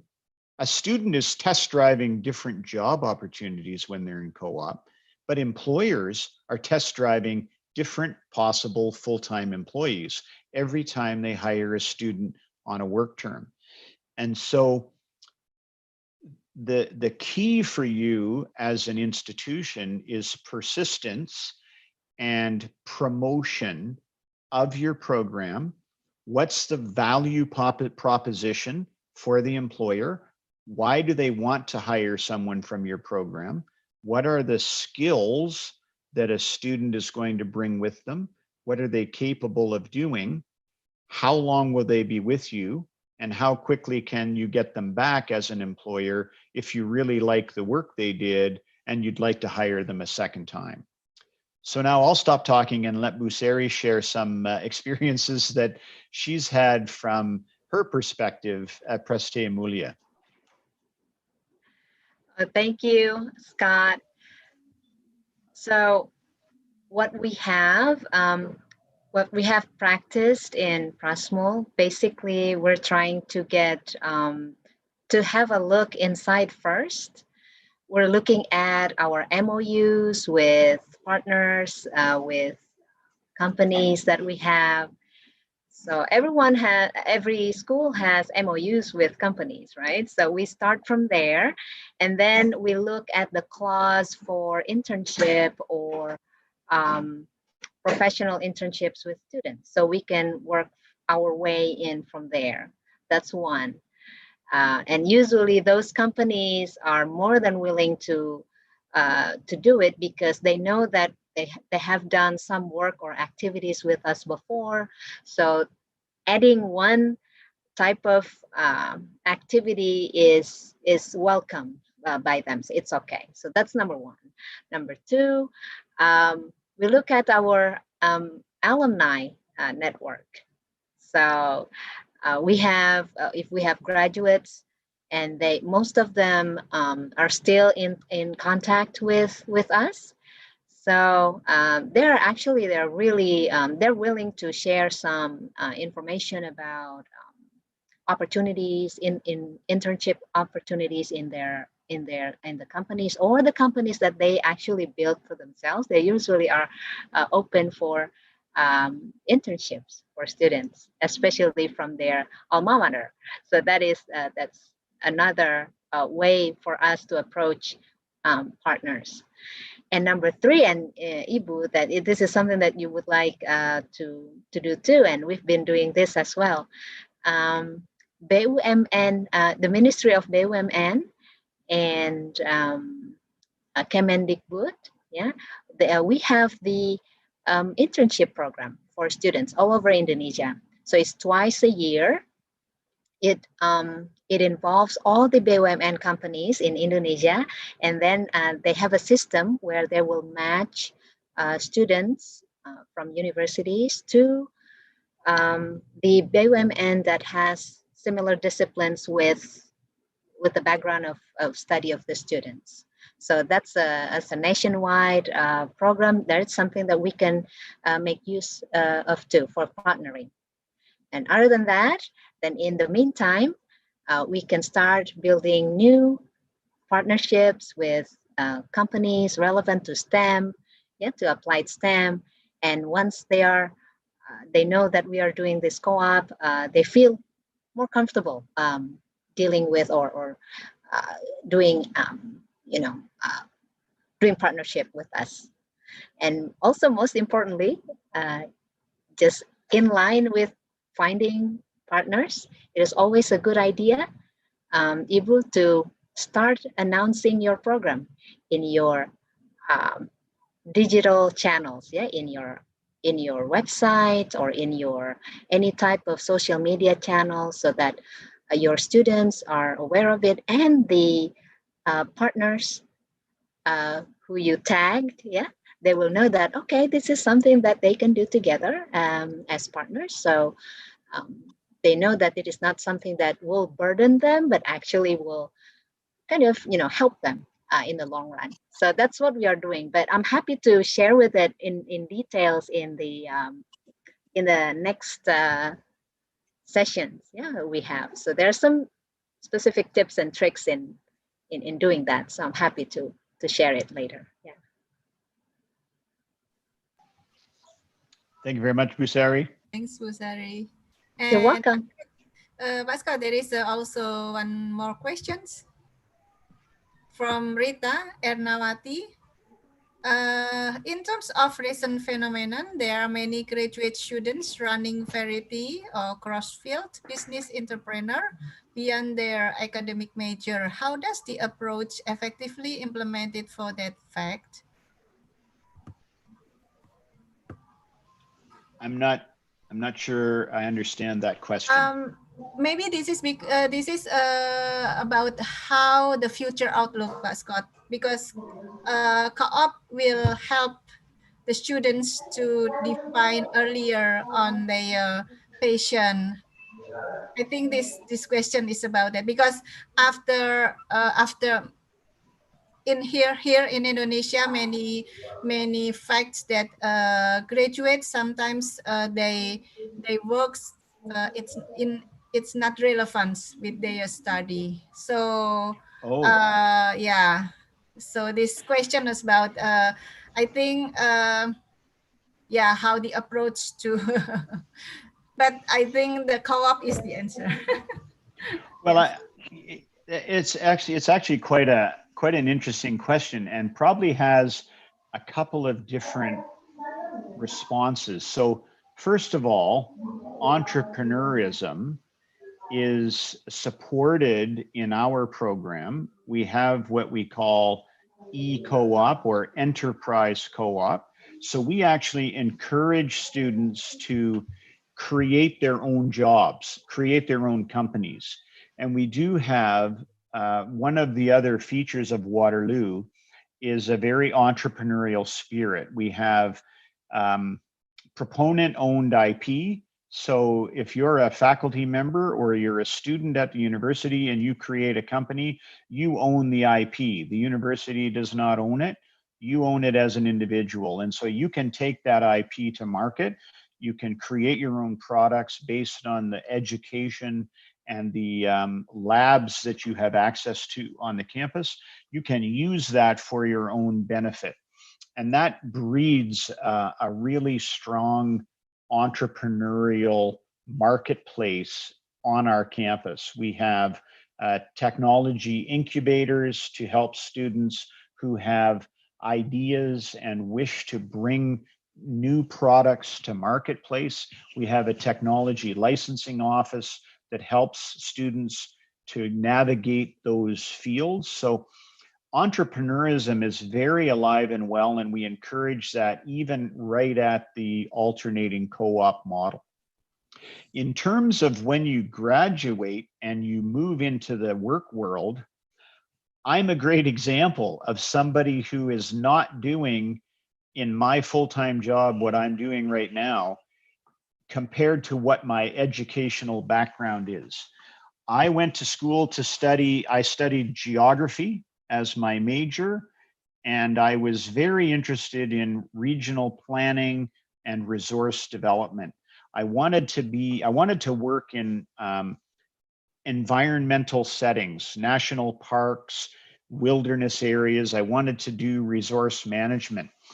When I graduated from my undergraduate degree, was at a time in Canada when there was a significant economic slowdown, and a lot of those types of jobs happened to be in our public sector or in the federal government. And the federal government wasn't hiring because it was an economic slowdown, and they were spending money on infrastructure incentives and all those sorts of things. So I had to reinvigorate myself and think about what other kinds of things might I be capable of doing given the education that I've had, and how can I capitalize on some of those other skills? And many of the skills, which I'll come to in a few minutes in our, as I continue with my slides, many of the skills that students need to have when they're moving into the workforce are not technical skills related to a specific discipline. They're transferable skills, things like communication, relationship building, project management, conflict resolution, responsibility, creativity. All of those things can transfer across disciplines and across roles. And as educators, the key thing for us to be concentrating on now is providing students with all those types of skills so that when they get out into the workforce 2 years, 3 years, 4 years from now, they're going to be able to adapt to whatever the world of work looks like at that point. I'm sure you know yourselves, it's pretty hard to predict 2 years from now what kinds of jobs will be dominating the landscape, let alone 6 months from now. When we see what the pandemic has done and how people have had to shift the types of things they're doing. Look at how delivery mechanisms have increased, how the whole supply chain management has had to change based on what the pandemic, excuse me, what the pandemic created for us as a global marketplace. Thanks, Pak Scott. There is one more questions from Ibu Nur Fitriyatin from International Office. She would like to directly to asking you. Silakan Bu Nur Fitri. Okay, thank you very much, Pak Scott Davies. Thank you for your wonderful presentation today. It's a very nice and open our mind that our university will be able to work together, or maybe will support participant or students who can doing some program such as internship program, co-op, and others. And I would like to ask one thing in this pandemic situation, because I heard from your presentation, you present there is two sessions of interviews in pandemic, but I'm not here, or I haven't heard about the program during pandemic. Maybe this is what I really need. I need to hear that during the pandemic, you also will deliver your program. And also for Ibu Sari, I already heard about the way how to have a collaboration with this project. I heard that you said we have to have the MOU for this program. My question for Bu Sari is, do we have to do our work first, or our collaboration first, or do we have to have an MOU first before that? Thank you very much.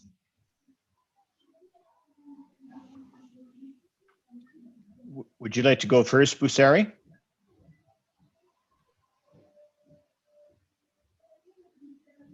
Okay, if you don't mind. No.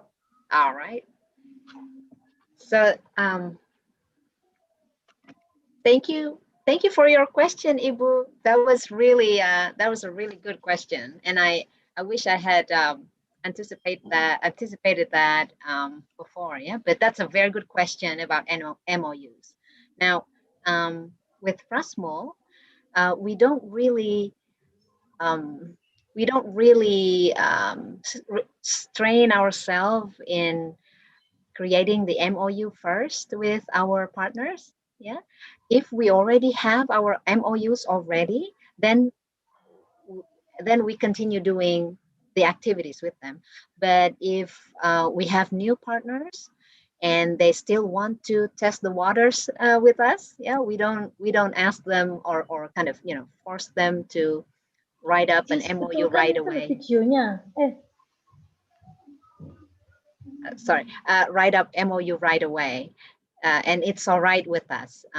We want some results. They want some results first. So if it is okay, if they're okay with us sending students in one semester, maybe 3 or 4 students to their company without MOUs, but just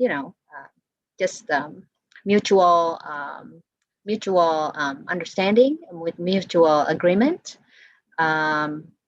Informal, that's all right with us. And then after everybody is done with the semester, the company is satisfied with the work that our students did, and then the students are happy with the experience and we're happy with the experience, and then we can ask them, we start talking with them about the possibility of keep the partnership sustainable with MOUs. But in our campus,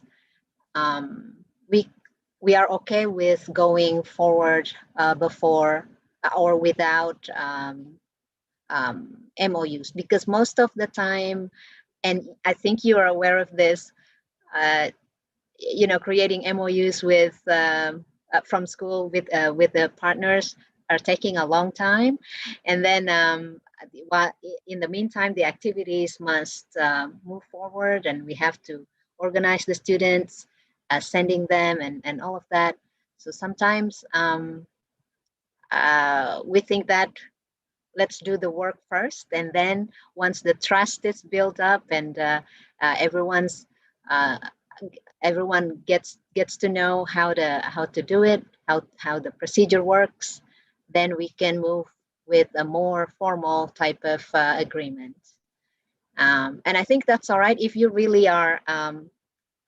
I guess if you trust the company, and you have somebody that you can contact right away. That's our experience. Yeah, so I can just call them right away and say, hey, I know that the company is here in Jakarta or in Tangerang, and we'll be sending your students, or if this is working from home, you are going to give the students a list of work to do. So we build that trust first, yeah, and the co-op work can move forward. So to answer your question, I think we're doing it both ways, parallel. So we're doing with the existing MOUs, yeah, and we're also doing new partners. Sometimes we move forward, go ahead doing the work first, and then the MOUs later. So I hope that helps answering your question. And also there are also an opportunity for students and for the schools. We need to encourage the students to find their own job opportunities. So it means that they can go to all of the internet sites, or all the internship sites, or all the company websites. They have their own internship announcements, yeah, job vacancies or job opportunities. So by having that out in the open, in public, it means that they are the companies are open also for accepting students. So in that format, MOU is not really a requirement, because it's just like a, you know, like a job opportunity, like a lowongan, you know. So we can encourage students to do that. So at the same time, they can find their own jobs, and we as the university, we can move forward a little bit with partnering. So everything is going together at the same time. I hope that answered the questions. Yeah. Thanks very much, Bu Sari. And that's actually a really important distinction, because in Canada, we don't use an MOU agreement. We don't have that kind of structure, if that's the right way to think about it. So it's important for you to learn those internal lessons, how Prasetiya Mulya is working with those existing understandings, MOUs, but also, as Bu Sari said, parallel without needing an MOU. Are you hearing an echo from me? No. No? Okay. Well, you're fine. Okay. Now, in terms of, if I understood the other question, or the first question was about how are we at Waterloo managing during the pandemic? And we actually, I'm proud to say, we didn't really miss a beat. We left the campus on March 13th, and on March 16th, we were working remotely, and we were doing all of our interviews remotely. We did lose some employers because there was uncertainty on the part of the employers around how could they transition their own staff to a working remote scenario, let alone trying to bring on new staff in the form of a co-op student. But very quickly, many employers became comfortable with providing students with remote supervision, remote work delegation, and we were able to continue on in an almost seamless way. Our staff showed tremendous resilience themselves in terms of everybody basically leaving campus and setting up in their homes, their offices, much like you folks have done in Indonesia as well. Employers adjusted fairly quickly, and we're climbing back to some fairly strong employment numbers. They're not the numbers that we're used to achieving, but they're becoming fairly healthy as we've now gotten into the second full term of working remotely and doing interviews remotely and those kinds of scenarios. So I'm pleased to say that the employers, and again, it is a trust, it's a relationship building scenario that we have established with our many employers through the work of our staff who are in touch with those employers on an ongoing basis. And it's really just all about providing great service, having confidence and integrity in your process, having a quality product, if you will. The students are our product, and they're quality individuals. And when they're coming out into the workplace, that's the product that an employer is seeing. And so all the work that you do on campus in terms of preparing the students, giving them a great education, coaching them on how to do their interviews effectively, how to be great ambassadors for your program, that's how you build great product. And the trust and the relationship and the quality of the experience that the employers have is what gives them confidence to continue recruiting at your school and coming back term after term. I think, Dian, I think we should jump back into the presentation, and I'll see if I can zip through the remaining slides, and then maybe we can have a little bit of time for some more questions at the end. Does that sound okay? Yes, Pak Scott, please go ahead. Okay. here we go again. Share my screen. Turn it back on. Oh, it went right back to the beginning. That's not good. There we go. Okay, so here's my second pandemic pivot.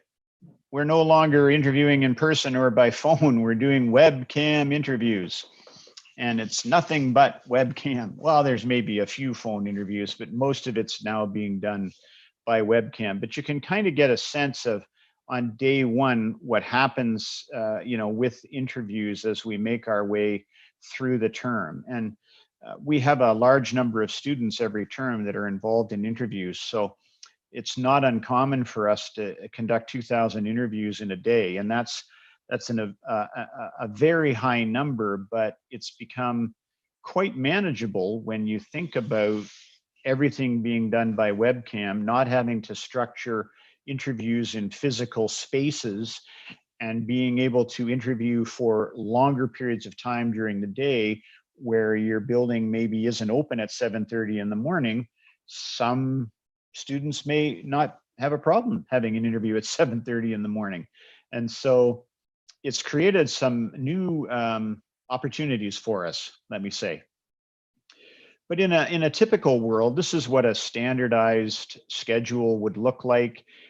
We can schedule breaks, we do different durations. You can have an individual, you could have a panel interview, you could have two different rooms going where you see one employer, or say the hiring manager at one time, and then the HR manager in a different room at a different time.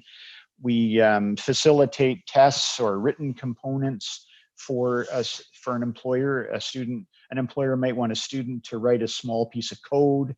They might want them to do solve a mathematical equation. We facilitate that sort of thing. We also hold what we call group interviews, where an employer would typically meet with all of the students that they're going to interview that day, talk to them first thing in the schedule, first out of the gate, talk to them about all of the parameters of the job. What's the salary? What are you supposed to wear when you're at work? Where are you located? What's the job going to look like? They get that all out of the way at the beginning, and then they can focus more explicitly on the individual candidate when they have the individual interview. I'm not going to spend a whole lot of time on the ranking process. You'll be able to read these slides when we send them out to you. But at the end of the day, our entire matching process is done by computer algorithm. And the algorithm is trying to find the lowest sum total to result in a match. And if an employer puts in a #1 ranking for a student, the word offer, the student sees the word offer, that's equal to #1. That means the employer is giving you the first choice for that job. If you, as a student, if you rank that job #1 in return, that's a sum of 2, and that's the lowest sum total that you can get in our ranking process. And so it automatically matches you to that job. If the employer doesn't rank you 1, but ranks you somewhere between 2 and 10, then you're going to see the word ranked. You can still, as a student, rank that job #1, but the lowest total that you could get might be 3. So you would add a 1 to the 2, or it could be as high as 11. And again, the algorithm is going to try and match students to the lowest sum total to fill as many jobs as possible and to get as many students matched as possible. The word not ranked means that employer chose not to rank you, and they don't have to. We don't force employers to rank all the candidates they interview, because sometimes they might realize during the interview that a particular candidate is just not a good fit. Excuse me. And I did mention this briefly before during the presentation, that when a student is matched with a job, that student is bound by the terms and conditions of our process to honor that match and accept the job. So this is just a real sort of quick overview of what a student's ranking page looks like. They've got job 1 through 5, they got a rank, they got an offer. This employer didn't rank them. This one ranked them. And then this one had no information because the employer maybe hasn't finished interviewing at another school, so they're not prepared to submit a ranking yet. If the offer gets a 1 from the student as well, then that's a sum of 2. So the student is going to match automatically. It's important for you to understand that students don't actually see the number that the employer has entered. All they see is the word ranked. They don't see this little 2 or the 1. They just see ranked or offer or not ranked. In this particular scenario, a student decided, I don't really want this offer. My real clear first choice is the job that I got ranked for. So they're going to put their number 1 there beside, in this case, it's a 2. The employer in this job gave them a 1, but the student has put in a 2. So now you've got a total of 3 for each of those 2 possibilities. And this is a bit of a gamble on the part of a student. Up here, guaranteed match. No one else can get the sum of 2 in that particular scenario. In this scenario, now the computer algorithm is going to decide which of those jobs the student matches with. And it does so by assigning ties, assigning a random number to each tie, and then it simply chooses the lowest random number. So there's a random number generator in our algorithm, and when there's a tie like this, it assigns a random number to each of those pairings, and then the pairing that gets the lowest random number is the one that gets matched. So again, once an employer matches with a student, there are additional employment details that can be worked out after the match. They can firm up, oops, sorry, going the wrong direction. They can firm up the hours of work, when they're going to start, all of those kinds of things that probably were discussed during the interview, but you know how nervous you are when you're in an interview. Some of those things you don't remember, so you need to firm them up again when you're finished. Employers also get an employment confirmation letter, and that way they can submit for a tax credit claim. In our particular province here in Canada, our employers are eligible for a tax credit if they hire a co-op student from a legitimate co-op program.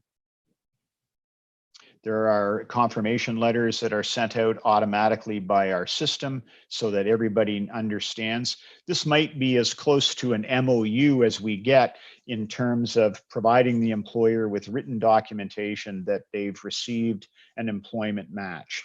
But there is no compelling obligation like an MOU might imply when it comes to the participation in our program.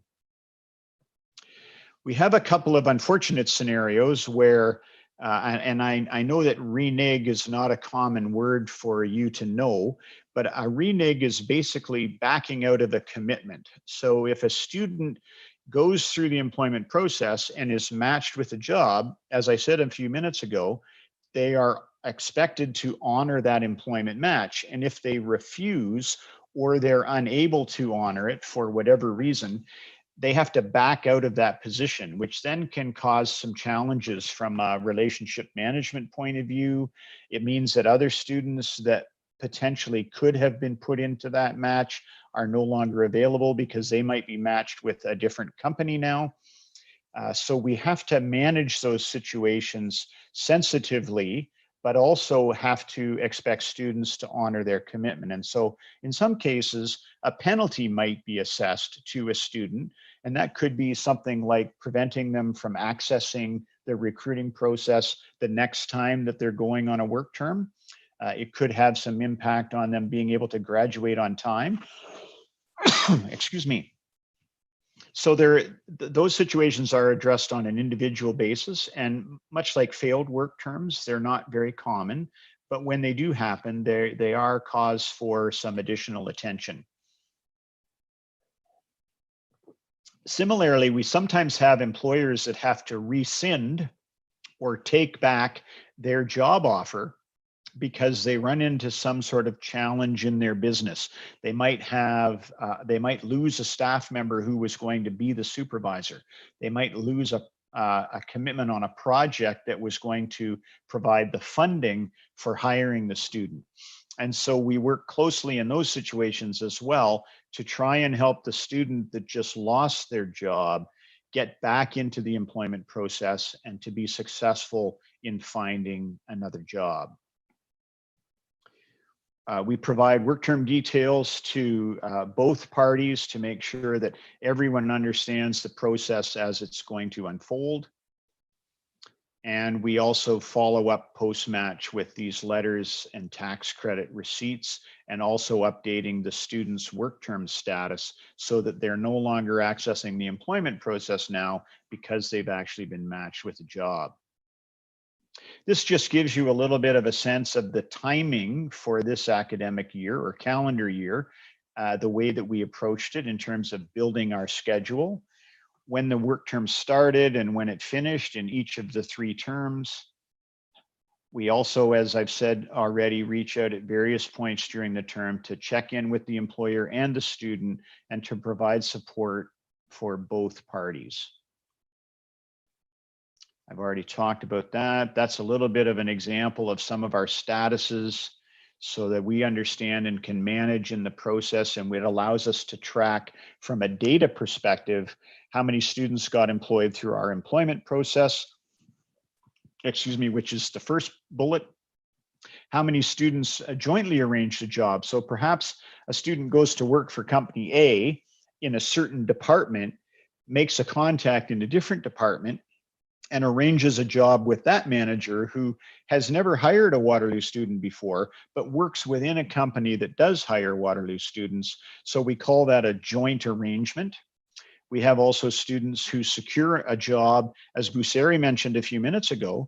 They go out and they look through internet job searching sites. They maybe have a personal family contact, and they arrange a job completely on their own with an employer that's never hired at our university before. And so we then call that a student arranged employment scenario. Or I did mention also as well that a student can return to a previous employer. So these stats are important for us because they allow us to dive into our data and understand how effective is our employment process, how many students are finding jobs on their own, and what might have driven that need to do that, and how many are returning for second engagement or maybe a third engagement with the same employer. Employer information sessions are really critical. This is a great way for employers to build their brand on campus. It's an opportunity to talk to students about what they do at their company, to introduce their work or their organization to a group of students, and creates high profile for them. Quite popular with our students. We've now moved into virtual employment information sessions, again, because of the pandemic.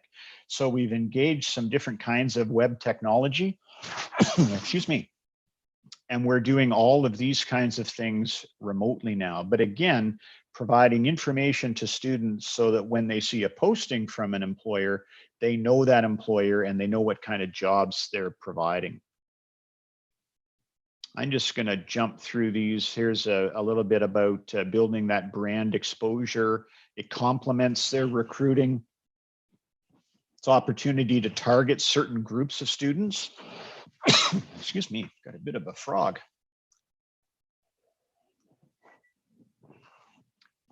For students, it's really important to attend because it can help with their decision making. They learn about some of the skills and the experiences the job will provide them and what may also expect of them. Gives them an opportunity to network with employers and become comfortable in terms of talking to them about the job and about what their skills might, how valuable their skills might be in the workplace. And it supports their decision making when it comes to, am I even going to apply for this job? And will it make my job fit better and maybe give me better chance of success in the employment match? Students report a high satisfaction rate in terms of attending these sessions. They really like the networking time with employers, and it helps a student sell their own brand to the employer as well. skip through here. We also provide a service that we call our help desk, or our hub, where almost any question that you can think of can be asked at our help desk. It's both virtual and in person, particularly when it's not a pandemic. But right now, our hub is active through webcam, through phone calls, through email, and they're supporting students and employers across our program with almost any question that they might have. And if they can't answer it through the help desk, they know who can answer it, and they will then connect the individual or the company with the appropriate resource, human resource in our department. This is what our waiting area looks like in our building. So during the normal interview time, when we're actually allowed to be in the building, the students come and they wait for their interview. They watch for their name to be posted on the television monitor, just like you're at the airport and you're waiting for your flight. You're looking up to see what time is my flight leaving. A student might look up and say, oh, there's my name. I see that my interview time is up now. So then they make their way to our paging desk where they check in, and then they're off to the individual room where their interview is happening. Our information center staff deal with students who are distressed. They've maybe found out they just lost their job and they need to get back in the employment process.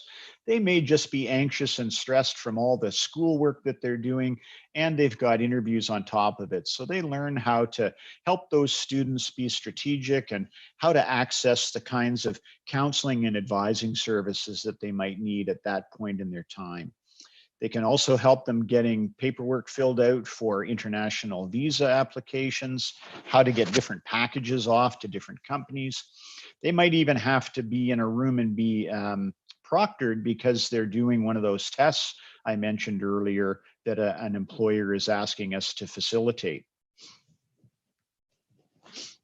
They're providing all these different kinds of support. So again, this is the staffing piece in terms of building that foundation.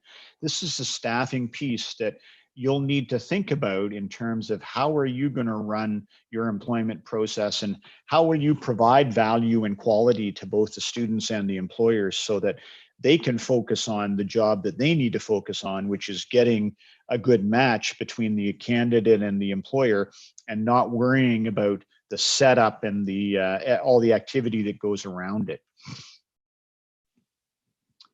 Lots of different kinds of questions are asked. There's ranking consultation and debriefing after the interview process. We survey employers to ensure that they had a good experience. We like to troubleshoot if there are challenges. We want to make sure that we're responsive to their needs, and at the same time, helping students have the best possible experience that they can have. These web interviews are not so much of a challenge anymore, given that so many people have become so adept at using these great platforms like Zoom and Microsoft Teams and WebEx. I seem to be on about 4 different platforms every day at work, and so I'm becoming quite conversant in how they all work. We provide, as I mentioned earlier, off-campus support. So if students are away on an exchange or they're on another work term and they have to go through the employment process from a distance, we can provide them with that support. There's always going to be interview conflicts, and so we have staff whose sole responsibility is to help manage those conflicts so that the actual interview day goes as smoothly as possible. Now, moving on to the work term consult, this is where our staff are now working directly with the employment situation and visiting the student when they're on a work term. We have 2 groups of advisors. Career advisors support our pre-first work term students. Excuse me. These are students who've not yet gone on a work term. They're in their first recruiting term. Once you are matched with a job and you now know where you're going to be working, we flip you over and assign you to a student advisor who support both employed and unemployed students while they're on their scheduled work term, as well as when they're seeking employment for their next scheduled work term. So you might, as a student, you might have the same student advisor for all of your work terms if you work in the same geographic location in the country. Alternatively, you might have 5 or 6 different student advisors if you move around from location to location or type of job to type of job, just depending on your own personal circumstance. Our career advising team get those pre-first work term students ready to go. How do you navigate the employment process? How do you market yourself? How do you find out about the career assessment and resume writing and networking, all those kinds of skills? They're also responsible for delivering information pre-employment process. We call it Co-op 101 to students, parents, faculty and staff through a variety of panels. All of that's happening remotely now as well, but it gives the students an opportunity to find out a little bit more about co-op before they're actually facing that first recruiting term. We have a feature that allows students to withdraw an application if information comes up in the interview itself or a personal circumstance has caused them to have to abandon that application. Something that sometimes happens is a medical situation, either with the individual student or perhaps in the student's family, that's going to require them to restrict their geographic location now. And maybe they applied for some jobs that were quite broadly spaced in terms of geography, and now they're going to be required to be closer to their parental home perhaps. And so they have to withdraw some of the applications they put in because they're no longer able to go to that geographic area. We deliver pre-first work term support all the way through the term itself with drop-ins, appointments, things that are happening all remotely now, but typically would happen in personal, in-person interview type scenarios. Student advisor support happens as well all the way through the work term, where students are able to reach out to their student advisor, and student advisors reach out proactively to their students to help coach them on different strategies for finding employment, to help keep their spirits up, and to help give them hope so that they continue to do their job searching. These you'll have a chance to wander through those because this time frame will differ a little bit from your particular sequencing of courses and schooling. We do an employment assessment, so we ask our students to give us some feedback on how the employment is going in the first few weeks of the term itself.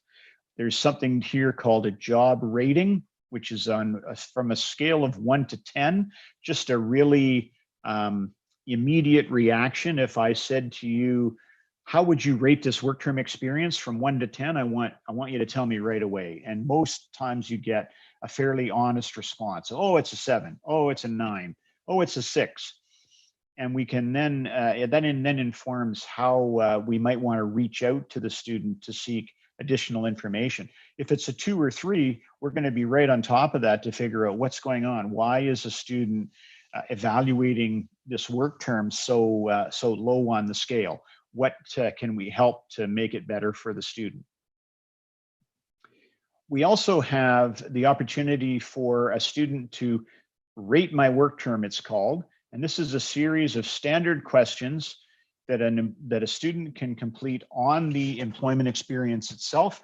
And then that information can be shared in aggregate to other students who are going to be applying for those jobs in the future. So those students have a good sense that, hey, this employer gets a really good ranking from previous students who've worked there. So that must mean that it's a pretty solid job and I can have confidence in applying for it myself. A topic that no one likes to talk about or doesn't want to acknowledge, but certainly it can happen. And we have employment relations, sexual harassment, personal physical harassment advisors that can help students deal with these unfortunate circumstances if or when they happen to occur. We have some pretty stringent requirements around zero tolerance for workplace harassment, and we want to make sure that students understand that they are protected by the university, and we will do everything possible to help them navigate those conflicts. Along with the employer itself, all of our employers in Canada are expected to have abide by human rights legislation, which includes no harassment and those like kinds of issues in the workplace. And so those employers are obligated to provide support to their employees, but we add an additional layer of support as the university that's sponsoring or being a part of this co-op arrangement. Co-op student experience managers are a whole different team whose primary purpose is to help students have the best experience possible. So their goals are to drive success, help students thrive. They want to facilitate the integration of the work and academic learning experiences. So they're working with people like myself as a faculty relations manager to work closely with the academic side of the equation to ensure that there's good linkages between what's being learned in the classroom and what's being learned in the workplace, and how to trade that information back and forth. They survey the students routinely to get a real pulse on how are things going, and we try to tweak our processes and our activities so that we can provide the best possible experience to our students. Now, job development, this has come up a little bit in our question and answer period there that we had. How are we constantly reaching out to employers and making sure that we're managing unemployed students by trying to find them as many opportunities as we can? We're in touch with each student on an ongoing basis to ensure that they're still engaged in the job search. We can refer to them to new jobs that are coming in. Sometimes a student gets a little bit frustrated because they haven't seen any posting recently, and they may not be looking as diligently. So when their student advisor reaches out to say, hey, you know what, I just noticed that this job came in and it looks like it's a really good fit for you, that gives the students some additional encouragement to go and look at that posting and submit an application. We have a whole bunch of different people, and they have really strange job titles depending on your perspective. So production assistants, hiring process support people, work term support staff, and account management staff. This one is particularly crucial in terms of managing the relationships with employers and helping them be as successful as possible when they're doing their recruiting. So we've got a whole team of people on campus that are helping students and supporting them to be successful. We also have a team of people who live and work in their homes all the time. So this pandemic was a no-brainer for them because they already had a home office. They were already working remotely, and they're already set up for doing webcam calls. The only real change for that staff group is that they're not physically traveling now to go in person to the companies for visits. They're doing all of those visits and all that job development remotely as well. We have two types of job development professionals. The business developer is working with employers who've never posted jobs with us before, or who maybe have been absent for more than 2 years. So maybe there was a change in staff. They lost their momentum. They didn't post any jobs for a couple of years. We want to try to wake up that company. So bring them back to life and have them start posting again. So we send business developers out to develop new jobs, to go to trade shows, conferences, to mine all of those posting sites that Busari talked about earlier. Our staff go in and look at the jobs that are being posted as well. And then we reach out to those companies to see if they'd be interested in becoming a co-op partner. And then our account managers, as I mentioned on the previous slide, manage that overall relationship with current employers They work with employers to try to help them improve their recruiting techniques, to try to hire different kinds of students so that they maybe started off with an actuarial science student and pretty soon they're hiring a financial management student. Maybe they're hiring an arts student to do some marketing and communication. Maybe they hire a human kinesiology major to do workplace health and safety. All sorts of different ways that they can improve the relationship and the pervasiveness of that employer hiring more and more students. They work with them all the way through all of the entire process to help the employer be as successful as possible. Account managers do account plans with the companies that work with us, and that shows that employer how they've been hiring in the past and looks for possible areas where they can grow their business.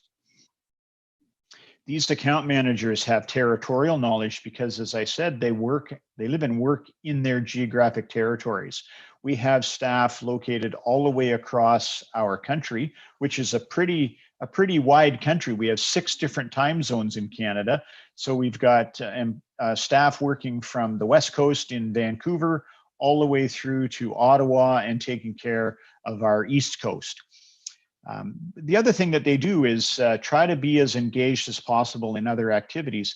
Because they're remote, they don't often get onto the actual campus to be part of a committee, for instance. So we do what we can to engage them remotely and have them come into campus when they can, if they live closer than an airplane ride. But sometimes even when they live that close, it's just not practical for them to be making too many trips to the campus. So we try and engage them in all areas of our business because they bring a really valuable perspective. Dian will share with you the in-place software. That's the project partner for recruiting software. So she'll share that with you a little bit later in your session with her.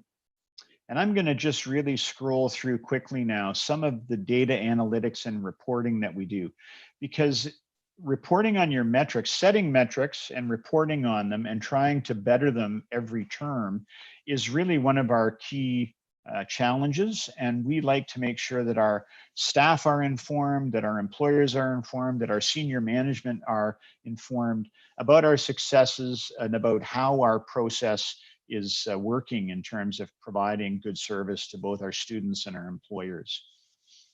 So one of our key metrics is try to maintain or grow our employment rate every single term.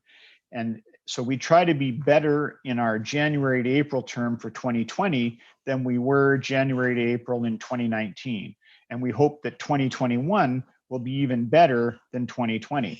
Now, given the pandemic, I guarantee that it's not going to be better than 2020, but how much it suffers will be a measure of the success that we were able to achieve in terms of helping employers be successful during the pandemic. We want to make sure that opportunities for students are as relevant as possible to their career goals. So we're constantly looking at where students are employed and whether those jobs match their academic program or the career trajectory that they've established for themselves. Our data analytics team provide services to all of the different units within our co-op education portfolio, not just to the employment relations folks where the jobs are coming in, but to the Center for Career Action where they're advising students, how many appointments are they having with students, how long are those appointments, what was the content of the appointment, our comms and marketing team, how effective are their digital ads, how many trade shows have they gone to, what kind of leads came in from those trade shows. For student and faculty relations, which is my unit, we're constantly interested in employment successes, what number of jobs are students applying to, are they relevant and related to the discipline that they're studying. Lots of different support provided by our data analytics team. This is a really good example of the employment scenario where you're starting off at the beginning of the fall term and you're moving along as jobs get posted. Some students are returning to a previous employer or maybe finding some jobs on their own. Things are bubbling along until you go through that whole sort of 4-week period of interviews. And then we do our match and all of a sudden, bang, there's about 45% employment happens right off of one match. And then you go along a little bit, more jobs are posted, bang, there's a little mini match. And then it steps up like that and just continues going through the term. So this is a pretty typical picture of what a normal term looks like in terms of employment. We can look at comparing one year versus another. What kind of enrollment do we have in our programs? How many students are scheduled out for a work term? And what did that employment rate look like?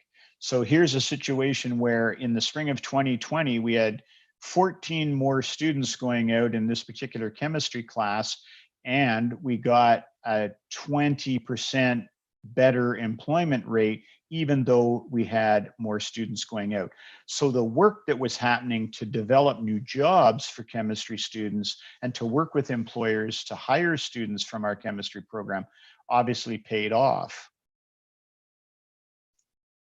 Account plans, as I mentioned a few minutes ago, can help employers understand what kinds of co-op students they're hiring, how many they've hired in their program, what kind of satisfaction these students were showing in terms of their participation in those work terms. One thing we provide for all of our employers is a salary data sheet. We track the salaries for all of our students across all our programs by work term level. We give a low value and a high value and then a median value. And so it gives employers some information around how much they feel they should be paying based on what other students are earning in that particular academic discipline. We have clusters that employers are able to assign to their job description. So if it's an electrical and computing engineering type of job, they can assign that cluster. So students in that program know that they can look for jobs within that cluster, and then we can count how many times that cluster was assigned to a job. So it gives us a really good sense of the immersion of these types of businesses in our employment process. Capacity analysis shows us, this is a layout of our long skinny building where we have all of our interview rooms, and then we can do some analysis of the interviews that are going on to ensure that we're making maximum use of our space every day. They also do special projects for any of the groups as information comes along, and we have a desire to be the best in class data warehouse of infrastructure. We do thousands and thousands and thousands of interviews every year. We have about 7,800 employers that are active with us every year. And so it's really important for us to make sure that we're analyzing and using the data to provide the best possible process we can. We're using a variety of databases. Power BI is a new one that we're accessing. It's quite flexible and provides really quick analysis of the data. And it's got a lot of robust capability. So we can show where students are working by drawing a map and putting on their geographic locations. We can track salaries. We can track job data, NOx and NAICS codes, which are employment classifications. We can do also some statistical plotting of different sorts of situations around, you know, if you're a junior student and you apply for 150 jobs, what's the reasonable chance that you're going to find employment for that? Whereas a senior student who applies to 150 jobs might have a statistically higher probability of success. We also have a series of best practices to ensure that all of the project work that we do follows a specific process so that there's integrity and confidentiality and quality built into all of the projects. And this is probably not new for many of you to see a sort of a process laid out of coming up with an idea and then kicking it off with a full brainstorm, developing a project plan, which goes through a series of analyses and feedback into a draft report, goes to a full feedback session with the entire team, gets implemented, and we get feedback on the implementation, and then we finalize the report, distribute it out to the stakeholder, document the process, and then report, store it so that we can duplicate it again by getting debriefing and feedback from the stakeholders that were involved. Data governance is also key. How do we take care of our data? Who owns it? How do we provide access to it and create accessibility with the proper permissions? How do we maintain accuracy, completeness, and consistency? And how do we manage it in the bigger picture? We have a data governance council as well that oversees all of that information.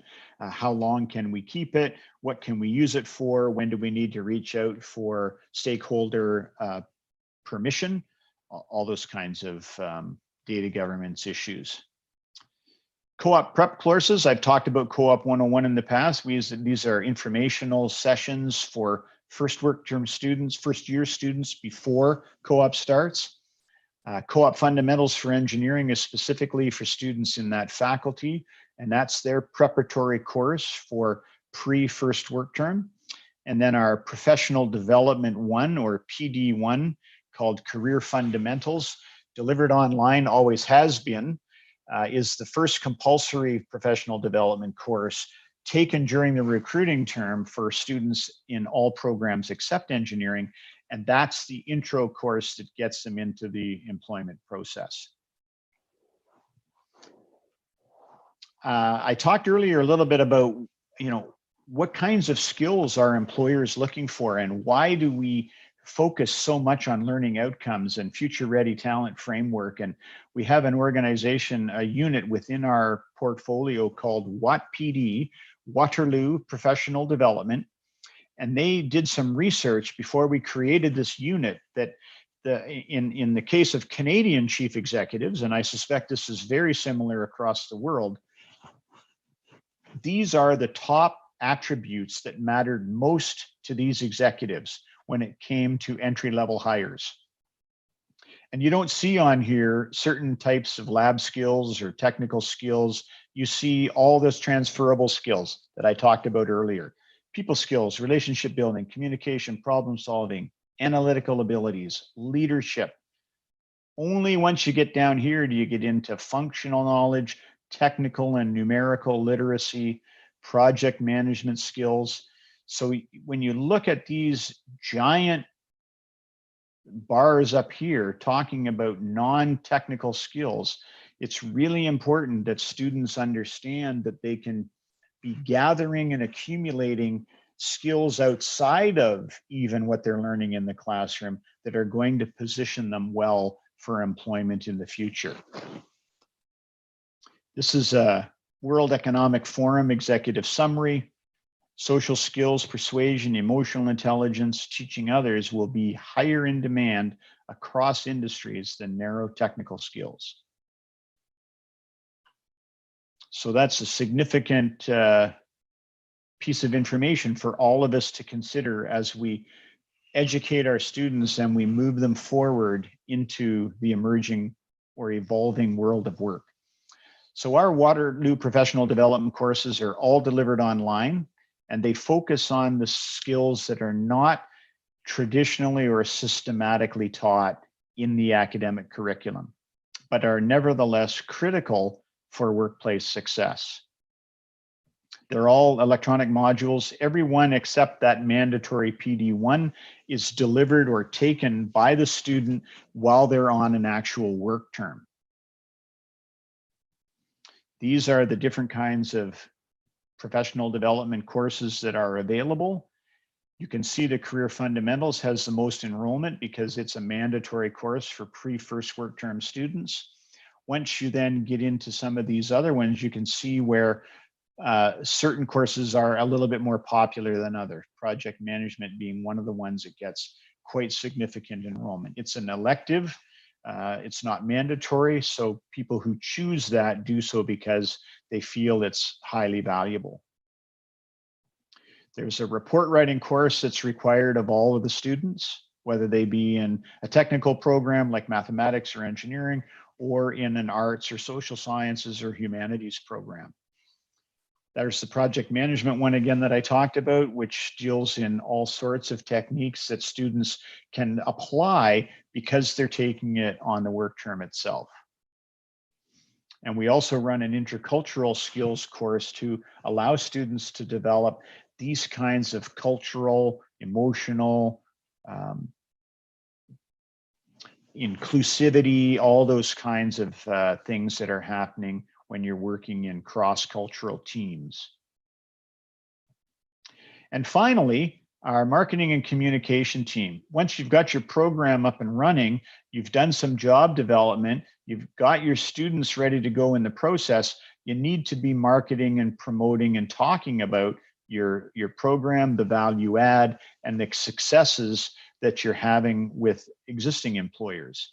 So again, we've got a whole team that is set up for communication and marketing. Another thing for you folks to consider as you're thinking about how to structure your program, how to build a staffing complement within your institution. And we've got a communications team who support the university's reputation and brand.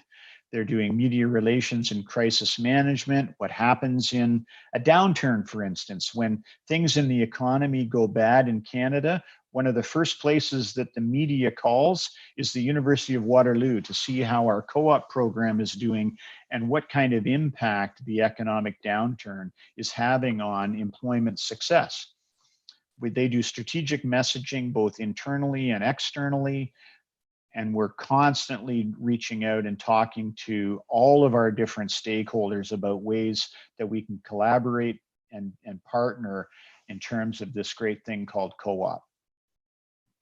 We also have a marketing and business development component who support the business development team around employer engagement. How do you get to industry conferences and trade shows? What kind of sponsorships can we set up? How do we do job development by targeting certain sectors based on industry analysis? How are we prospecting and turning prospective leads into actual job postings? And how do we leverage partnerships? Sari talked about the importance of alumni relations, and that's a critical one for us as well. We're constantly in touch with our alumni and trying to leverage the relationships that they have in their work world with the ability to potentially hire co-op students.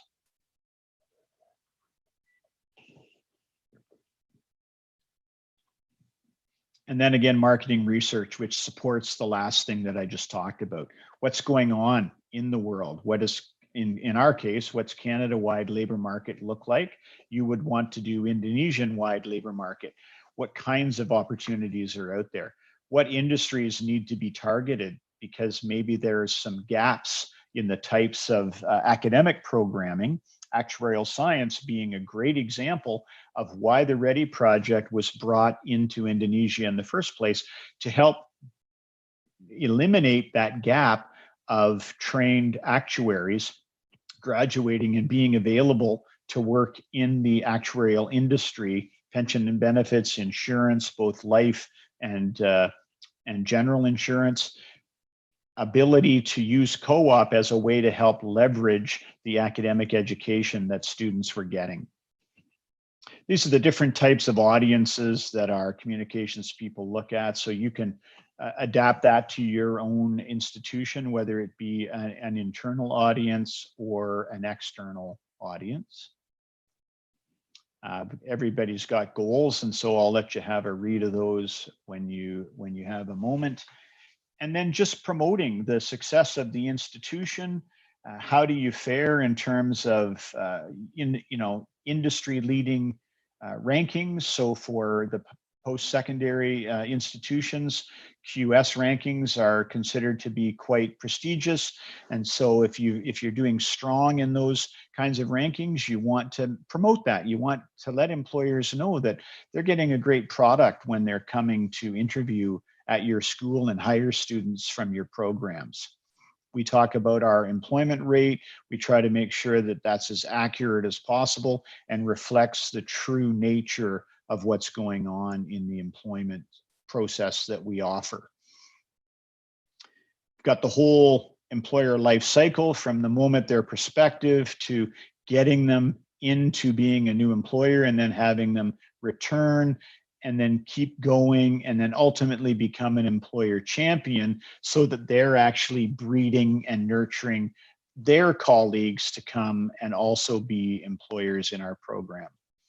And similarly, you've got the co-op student life cycle where you bring in a prospective student from high school, they become a new student at the university, and then they're a candidate for their first work term. They go through consecutive work terms, they graduate and hopefully become a future champion as well, because they're now an alum and they're working in business and industry and they remember how great the co-op program was for them. We do market research and we do some interesting HR research as well. And this is one of our recent successes where we did some surveys of our students and our employers, and we tried to find out about a values gap between Gen Z employees, their future employers, and what kinds of organizations these particular students would want to work for. And so it raised some interesting results or brought in some interesting results that almost 50% of recruitment efforts could be wasted if the students are unlikely to accept a job that matches their skills but not their values. So in terms of Gen Z individuals, values are quite crucial to them. So 50% of them would not accept employment at a company who didn't have similar values. So if you're an employer and you're interviewing students and you're not sharing with them a common set of values, then your recruiting efforts are going to waste. So some really interesting results that came out of that, and it gave us an opportunity to then reach out and talk to our employers on an equal footing, to talk to them about their recruiting initiatives and how to be more successful in building that talent pipeline that I referred to earlier in my presentation. This employment cycle is pretty typical. I don't think it'll be a surprise to any of you, but it's just a great graphic to help you focus your discussion when you're building your own program. And again, so is this lead funnel. It's probably also not a surprise to most of you. You throw a whole lot of prospects in at the top, and by the time they work their way down, very few actually fall out of the bottom as an employer champion. You have to put a lot of initiative and a lot of contacts in at the top of the funnel in order to get that very few employer champions out at the bottom. And for whatever reason, they don't quite make it down to the bottom. So that's why you need to put a lot of prospective employers in at the top of the funnel. We do events, as I've hinted at, so trade shows where we're constantly interacting with employers face-to-face and building rapport. We do targeted digital communication, making really good use now of multimedia and all sorts of social media to engage employers where they're also reading and interacting. And we also do paid advertising, whether it's in print or also digital, to be able to get our message out and spread the word as broadly as we can. So that brings me to the end of the presentation. I hope now that after our discussion sort of in the middle and the content in the slides, that you're familiar with what I mean by alternating co-op education that we use here in Canada. hope that you can distinguish between the various forms of work integrated learning. Hope you recognize and understand the foundational pillars that we think make an effective co-op program, and wonder if this package that we've presented tonight or this morning for you folks will allow you to develop a suitable resource kit so you can establish co-op at your own institution. So we'll leave those questions there maybe for just a couple of minutes, and if there's anything that you want to talk about, I'll stop sharing my slides in just a couple of seconds, and we can have a little bit more discussion. I realize that we're getting pretty close to time, so I'll leave it to Ibu Dian to take over the reins. Okay, thank you, Pak Scott. It's very detailed and complete information, I think. So what do you think? Do you have any still time left to discuss? Maybe there is some questions, or should I go on with my just only like a 3 slide of presentation? What do you think? I have a few minutes if you'd like to entertain some more questions. I'm not sure how long the people are expecting to stay on the call themselves. Okay, I will open for the questions for Bapak Ibu from UIN. If there is more additional question for Pak Scott before he leaving this Zoom link, because it's now 11 and it's late for you, Pak Scott. So is there anything so if okay, there is if there is no questions for you, so you can leave, Pak Scott, and we can join again next week for refresher, so you can just catch up and maybe just if there is additional information and question from the participants.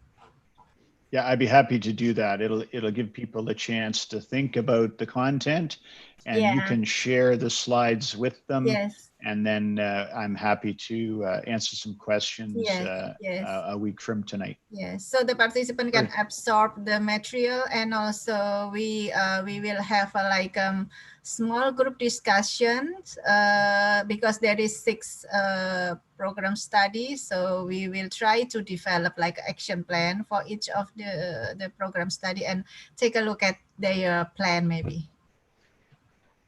Thank you. Thank you, Pak Scott. Have a nice rest. I will. Have a good night. Pleasure to be here tonight with you all. Thanks very much. I appreciate it was a lot of information, so I appreciate your patience and for sitting through that conversation. Have a good rest of the day.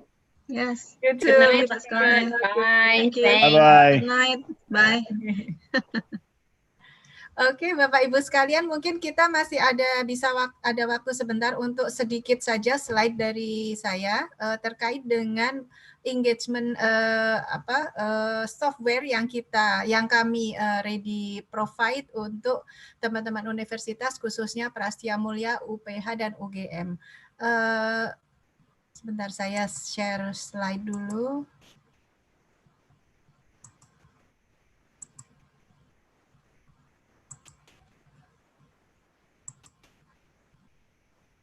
Bisa terlihat jelas ya, Bu? Bapak Ibu? Iya, bisa, Bu. Ya, Bisa, Bu Dian. ya. Kami Ready Project memberikan technical support juga kepada Prasetiya, Mulya, UPH dan UGM terkait dengan manajemen informasi sistemnya. Seperti yang tadi disampaikan oleh Pak Scott, karena di Waterloo itu mereka punya platform tersendiri yang dinamakan Higher Waterloo. Waterloo, Higher Waterloo. Jadi dia platformnya itu untuk mengakomodasi bagaimana co-op program ini berjalan di Waterloo. Terkait dengan kemarin yang mungkin sudah disampaikan oleh Bu Evi bahwa co-op ini elemennya adalah universitas itu sendiri, kemudian mahasiswa dan industri atau perusahaan. Jadi InPlace ini merupakan perusahaan company dari Australia yang dia menyediakan bisnis konsultasi dan juga penyusunan atau pengembangan company bisnis dengan berbasis teknologi informatika atau information technology. Jadi mereka ahli dalam aplikasi penyusunan aplikasi atau application development, kemudian juga dengan sistem integration, data migration, kemudian reporting system dan database, dan juga sistem business intelligence system.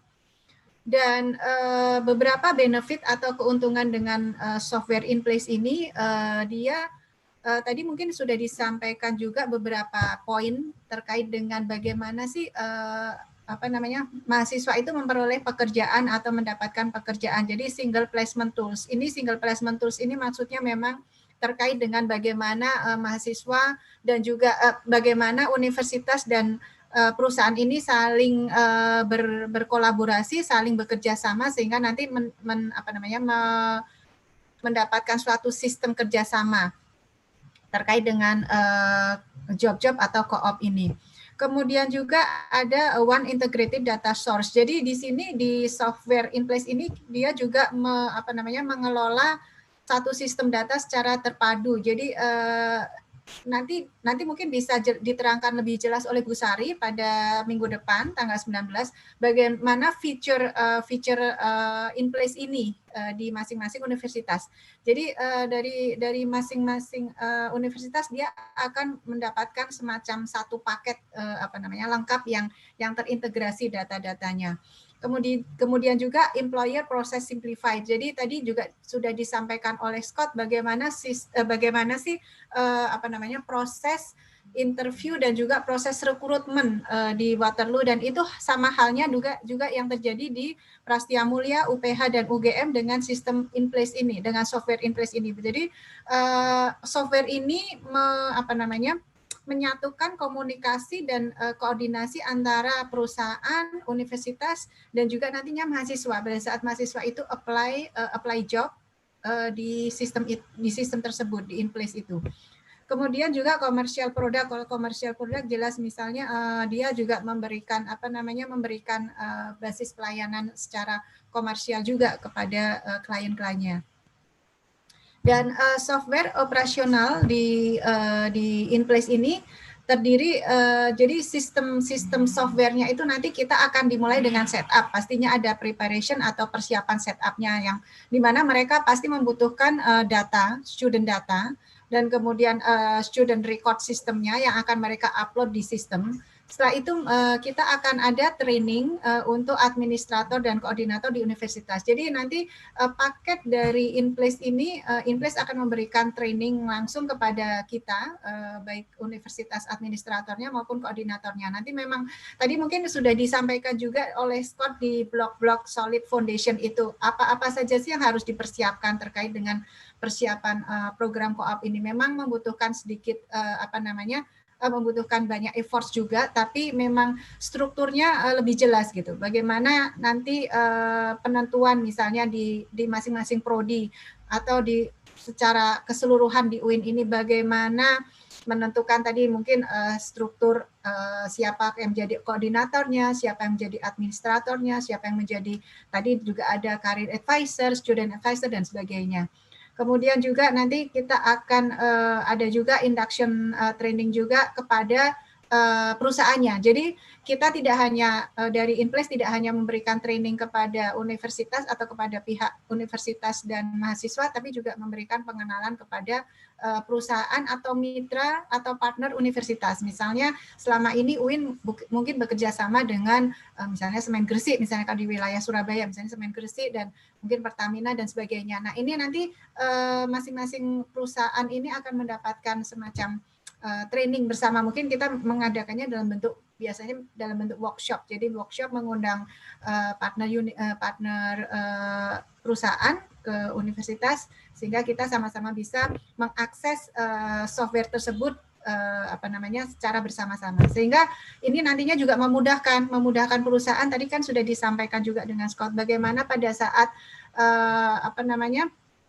perusahaan itu akan memasukkan job posting itu ke universitas atau ke kampus gitu. Nah, ini melalui software ini mereka platformnya melalui software in place ini sehingga mereka apabila misalnya tadi akan ada work term di bulan September sampai Desember misalnya. Nah, ini April ini tadi disampaikan Scott, April sudah mulai persiapan nih engage dengan tadi reminder mengirimkan semacam campaign opportunity ke perusahaan-perusahaan bahwa UINSA akan membuka co-op term di September-Desember sehingga akan ada berapa mahasiswa. Nah, ini seperti hal-hal seperti ini secara sistem dia akan engage di software in place tersebut.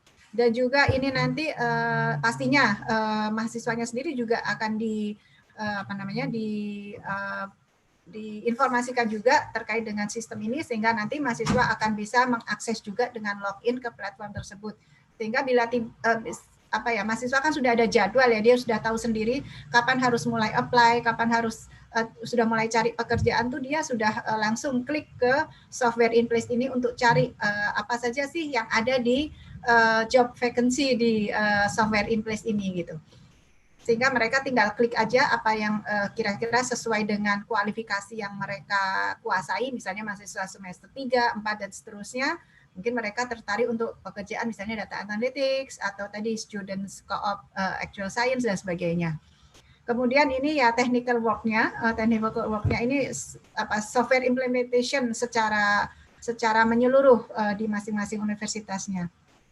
Dan ya, tadi mungkin sudah saya sampaikan bahwa technical support dari READI yang selama ini kami berikan, kita membantu technical support kepada Prasetiya Mulya, UPH, dan juga ITS dan juga UGM dalam bentuk ITS dalam bentuk semacam office equipment pada saat kami proyek kami masih aktif, dan juga ini tadi in-place software untuk Prasetiya Mulya, UPH, dan UGM. Dan juga sebagai tambahan informasi Bapak Ibu, sebenarnya software ini nggak terlalu mahal, itu sebesar $28 Canadian dollar per mahasiswanya. Jadi kalau 28 Canadian dollar mungkin kalau dikali 9.000 atau 10.000 ya sekitar 280.000 untuk setiap mahasiswa. Sebenarnya software ini berdasarkan masing-masing dihitungnya per unitnya per mahasiswa. Jadi misalnya ada di UIN ada berapa mahasiswa, 1.000 mahasiswa misalnya yang memang akan dijadikan co-op, nah tinggal ini saja dikalikan, dan sebenarnya sih bisa nanti kalau memang ada ketertarikan dengan in-place, nanti kita akan bantu untuk lebih jauh dengan software tersebut. Tapi so far ini adalah gambaran dari apa yang kami berikan di READI Project terkait dengan technical support yang kami berikan kepada universitas partner kami yang memang mempunyai ketertarikan dan komitmen untuk menjalankan co-op ini. Jadi itu merupakan paket lengkapnya, Bapak Ibu, mungkin tadi sudah diterangkan oleh Scott terkait dengan struktur di universitas dan juga bagaimana dengan industrinya. Dan untuk melengkapi itu semua, kami dari READI beberapa waktu yang lalu memang berpikir bahwa memang technical support dalam hal software memang diperlukan untuk benar-benar bisa melihat bagaimana platform co-op ini bisa berjalan. Dan juga yang perlu kami informasikan, ITS itu memang dia menjalankan model-model, mengadap model co-op, dan di Surabaya ini sendiri ITS sebenarnya dia punya platform tersendiri. Jadi dia tidak tidak kami support dengan in place karena mereka sudah mempunyai software sendiri, sehingga ini uniknya ITS, mereka punya software yang hampir sama juga dengan InPlace dan juga hampir sama dengan Waterloo. Mereka mendevelop sendiri dari dari bagian sepertinya dari bagian bisnis informatikanya, jadi mereka bisa mendevelop software untuk mengakomodir kebutuhan kooperatif atau kebutuhan magang profesional di ITS. Demikian untuk presentasi terkait dengan software yang bisa saya sampaikan. Bapak Ibu, mungkin ini waktunya sudah agak molor, tapi silahkan saja apabila memang masih ada yang mau ditanyakan, dan juga mungkin sekedar mengingatkan saja bahwa nanti minggu depan kita tanggal 19 kan ketemu lagi. Nah, ini nanti mungkin kita bisa practicing bersama dengan Bu Sari juga bagaimana tadi mendevelop program co-op ini dari awal, karena tadi juga ada pertanyaan dari Ibu Ida dan juga pertanyaan dari Ibu Ida terkait dengan program co-op ini bagaimana memulainya, karena di UIN ini masih baru ya, masih baru 6 prodi, baru berdiri 6 tahun dan juga 6 prodi.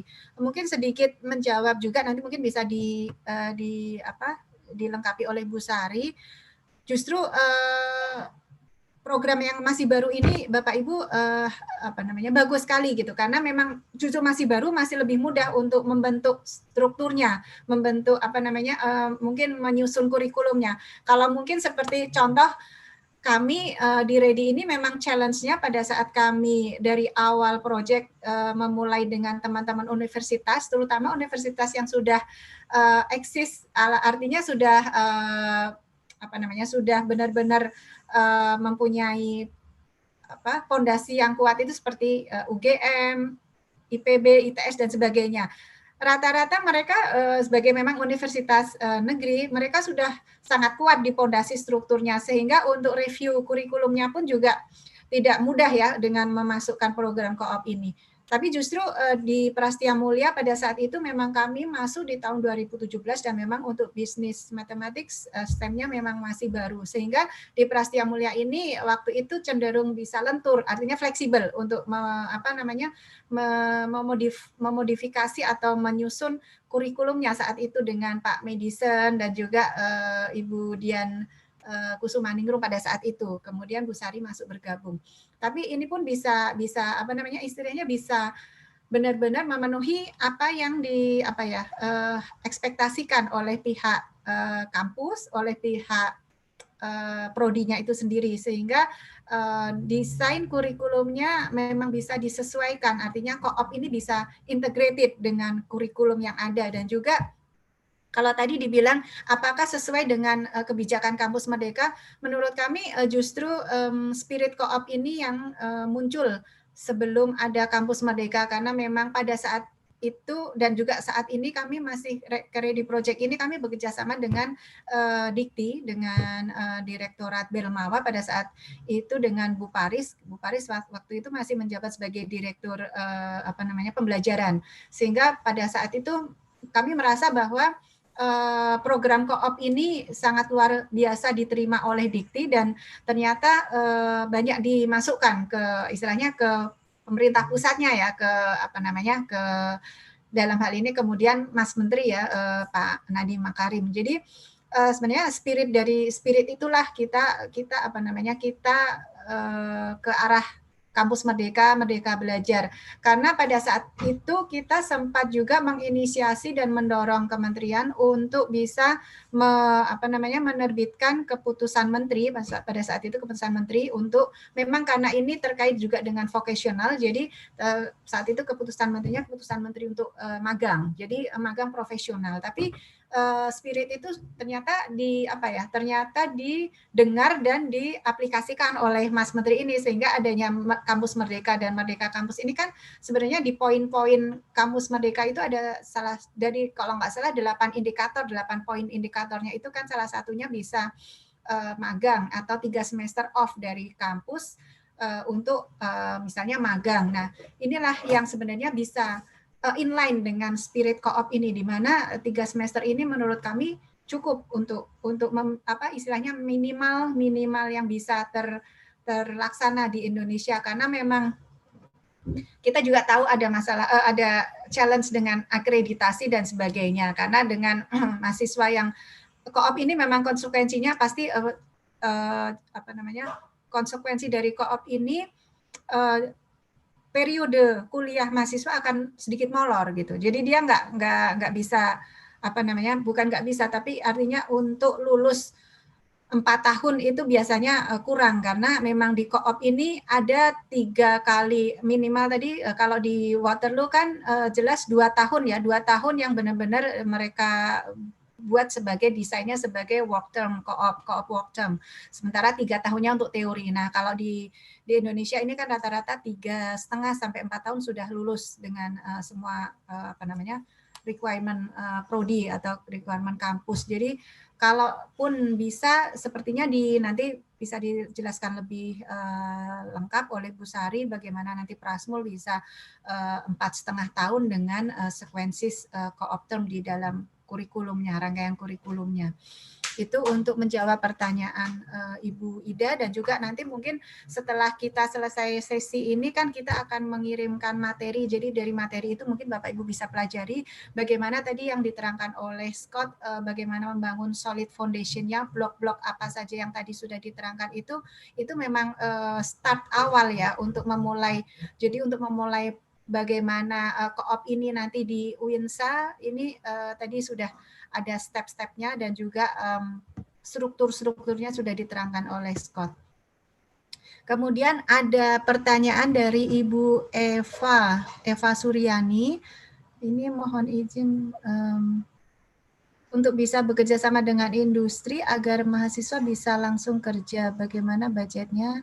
Pastinya bagaimana baginya. Oh ya, ini pertanyaannya Ibu Eva terkait dengan bagaimana bekerja sama dengan industri atau perusahaan. Ya, itu tadi mungkin sudah disampaikan juga oleh Bu Sari di awal tadi bagaimana bagaimana koneksinya. Tapi pastinya tadi Bu Sari mungkin baru baru interface, baru permulaan. Nantinya kita akan lebih menggali lebih dalam di pertemuan kita minggu depan ya Bu Sari ya. Mungkin kita bisa menggali lebih dalam gimana sih bagaimana jalin kerjasama dengan perusahaan.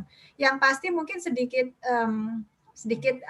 dari saya sih pengalaman di READI dan juga pengalaman dengan teman-teman universitas, yang pasti untuk saat ini untuk memulai mungkin karena mungkin Bapak Ibu sudah mulai tahu nih bagaimana co-op-nya gitu. Mungkin mulai sekarang yang harus dilakukan adalah mengkolek database mitra-mitra atau partner-partner universitas dari UINSA yang selama ini sudah bekerja sama dalam hal magang mungkin. Selama ini mungkin mahasiswanya sudah ada yang magang di mana saja, itu dikumpulkan informasinya supaya nanti ketemu nih kira-kira berapa perusahaan yang sudah bekerja sama dengan UINSA gitu. Baik di regional Jawa Timur maupun di yang seluruh Indonesia gitu. Kira-kira ada berapa perusahaan. Nah, itu yang menjadi basic atau dasar dari nanti kita bisa bagaimana mengembangkan kerjasama dengan industri atau dengan perusahaan-perusahaan. Mungkin seperti itu. Bisa ditambahkan Bu Sari kalau memang ada yang bisa ditambahkan. Ya, baik Bu, terima kasih. Saya cuma ingin menambahkan saja kepada rekan-rekan di UINSA bahwa untuk mengadakan ini suara saya ada gema ya Bu? Kok saya dengar sendiri? Ada ya? Kita jelas Bu Sari. Oh jelas, oke. Jelas ya. Mungkin saya sendiri. Oke, saya cuma mau bilang sama rekan-rekan di UINSA, hari ini kan memang infonya banyak gitu ya Bapak Ibu ya. Nah tapi sebenarnya untuk perguruan tinggi di Indonesia, itu yang barusan Pak Scott bilang kan monitornya atau gambarannya yang di Kanada ya gitu ya, contoh-contohnya lekat dengan contoh-contoh yang Kanada. Tapi yang untuk kita yang di Indonesia ini, kita nggak harus benar-benar 100% seperti itu gitu. Artinya ada hal-hal di mana kita sebagai higher education gitu ya, perguruan tinggi, bisa dengan kurikulum yang sudah ada dan dengan keterbatasan kita dalam hal ini kan kita baru mulai nih merangkul atau mengembangkan koneksi dengan mitra gitu ya, belum lagi segala macam tantangan dan tuntutan dari dalam kurikulum dalam education kita sendiri gitu ya, dalam akademik kita sendiri. Jadi yang saya pengen share aja gitu ya sama Bapak Ibu di UIN adalah ini sebenarnya kalau kita tetap bisa kita lakukan asal kita ngelihatnya itu per kurikulum prodi Bapak Ibu ya, dan tidak saya juga cuma pengen bilang juga bahwa kalau misalnya ada sesuatu hal di mana mahasiswa tidak dapat kerja atau kampus belum bisa secara penuh memberikan mitra industri gitu ya, bantuan mitra industri, dan itu sebenarnya hanya fasilitasi dari kampus aja, bukan suatu istilahnya mandatori banget gitu loh Bapak Ibu ya. Jadi kalaupun misalnya mahasiswa nih ternyata kurang berhasil atau tidak beruntung gitu ya, kita tetap menyelamatkan mahasiswa tersebut ya, dan mereka kembali ke kurikulum reguler. Jadi mereka tidak terhambat, pendidikan mereka tidak terhambat, masa studi mereka tidak terhambat. Kalau co-op yang ada di Waterloo itu kan memang dari awal sekali universitasnya itu berdiri, kurikulumnya sudah co-op ya, jadi 2 tahun isinya kualitas konten co-op dan 2 tahun konten masa di sekolah. Kalau kita kan 4 tahun sudah ada kurikulum kita di seluruh Indonesia itu adalah kuliah kan gitu ya. Nah sekarang kita mencoba untuk menyisipkan atau adjust gitu ya, di mana nih yang kita bisa masukkan co-op-nya, sehingga kayak prinsip Merdeka Kampus ini gitu ya. Nah kita harus lihat dulu berarti kurikulumnya. Nah artinya semuanya itu bisa doable gitu Bapak Ibu. Jadi nggak harus 2 tahun atau 24 bulan mengantongi tempat pengalaman kerjanya, tapi kita bisa mendekati gitu ya. Contoh di Prasmul kita nggak sampai 2 tahun tuh ininya total pengalaman kerja, karena kita masih kurikulum Indonesia nih, tapi kita masukin dan kita udah masukkan kurikulum co-op-nya, akhirnya mahasiswa co-op itu dapat mengantongi, kalau mereka melakukan kurikulum co-op, mengantonginya 1 tahun 12 bulan. Jadi itu sudah masuk dalam konteks mahasiswa co-op. Jadi experiential learning-nya tetap didapat, pengalaman kerjanya lebih dari 1 kali ya, karena ada sekuensi gitu ya. Terus mereka tetap bisa masuk kembali ke kuliah classroom gitu ya. Dan mau ngasih tahu tadi sedikit koreksi buat Dian, bukan bukan koreksi, tambahan aja, kita tetap berusaha untuk meluluskan mahasiswanya itu 4 tahun, tapi kita memang menggunakan semester pendek yang ada di tiap tahun akademik memang. Nah itu nanti saya omongin minggu depan. Tapi saya cuma mau bilang itu aja sama Bapak Ibu di UIN. Sangat doable ya. Dan memang tadi Ibu Eva kan bilang, oh ini saya baca ada semacam IO gitu ya Bu ya, ada event organizer-nya. Sedikit ada Bu dalam hal pengelolaannya, memang jadi kayak lebih gimana ya, overall gitu Bu. Tapi kurikulumnya paling dekat Bu. Jadi akademik sebenarnya ini ya. Jadi dekat sekali sama akademik. IO-nya itu lebih ke untuk relationship-nya gitu ya, networking gitu memang ada. Jadi harus ada sendiri supaya si perusahaan ngelihat perguruan tinggi itu sebagai sumber yang bisa dipercaya dan dapat diandalkan untuk bekerja sama. Gitu aja sih Bu. Jadi nanti kita bicara lagi untuk yang itu bagian-bagiannya. Ya, terima kasih banyak Bu Sari. Mudah-mudahan membantu. Ya, terima kasih banyak Bu Sari. Dan mungkin sedikit informasi, bukan sedikit ya, tapi artinya mungkin supaya Bapak Ibu dan Bapak Ibu dari UINSA jelas bahwa kami dari Waterloo ini dan Scott yang tadi disampaikan Scott, jangan istilahnya jangan sampai mengintimidasi. Jangan takut dulu dengan memang artinya gini, strukturnya di sana memang sudah sangat luar biasa karena mereka sudah berapa tahun ya? Sejak tahun 57, berarti sudah 60 tahun ya. 60 lebih ya, 60 63 tahun sekarang, sudah 63 tahun mereka dengan struktur co-op, karena mereka tadi seperti yang disampaikan Scott, DNA-nya itu memang DNA dari Waterloo pada saat mereka membentuk memang dari bagaimana integrated dengan co-op. Jadi memang sangat-sangat kuat sekali strukturnya dari awal. Nah, seperti yang tadi disampaikan juga dengan Bu Sari, kita harus melihat kebutuhan kita di sini apa. Jadi yang mungkin sama juga yang di Prasmul pada saat kami mengintroduce atau memperkenalkan model co-op ini pertama kali tahun 2017, masing-masing universitas sudah punya apa strukturnya masing-masing gitu. Nah, tinggal mana-mana saja yang ternyata bisa mengadjust tadi yang dibilang Bu Sari. Ternyata Prasmul, UPH bisa mengadjust kurikulumnya sehingga bisa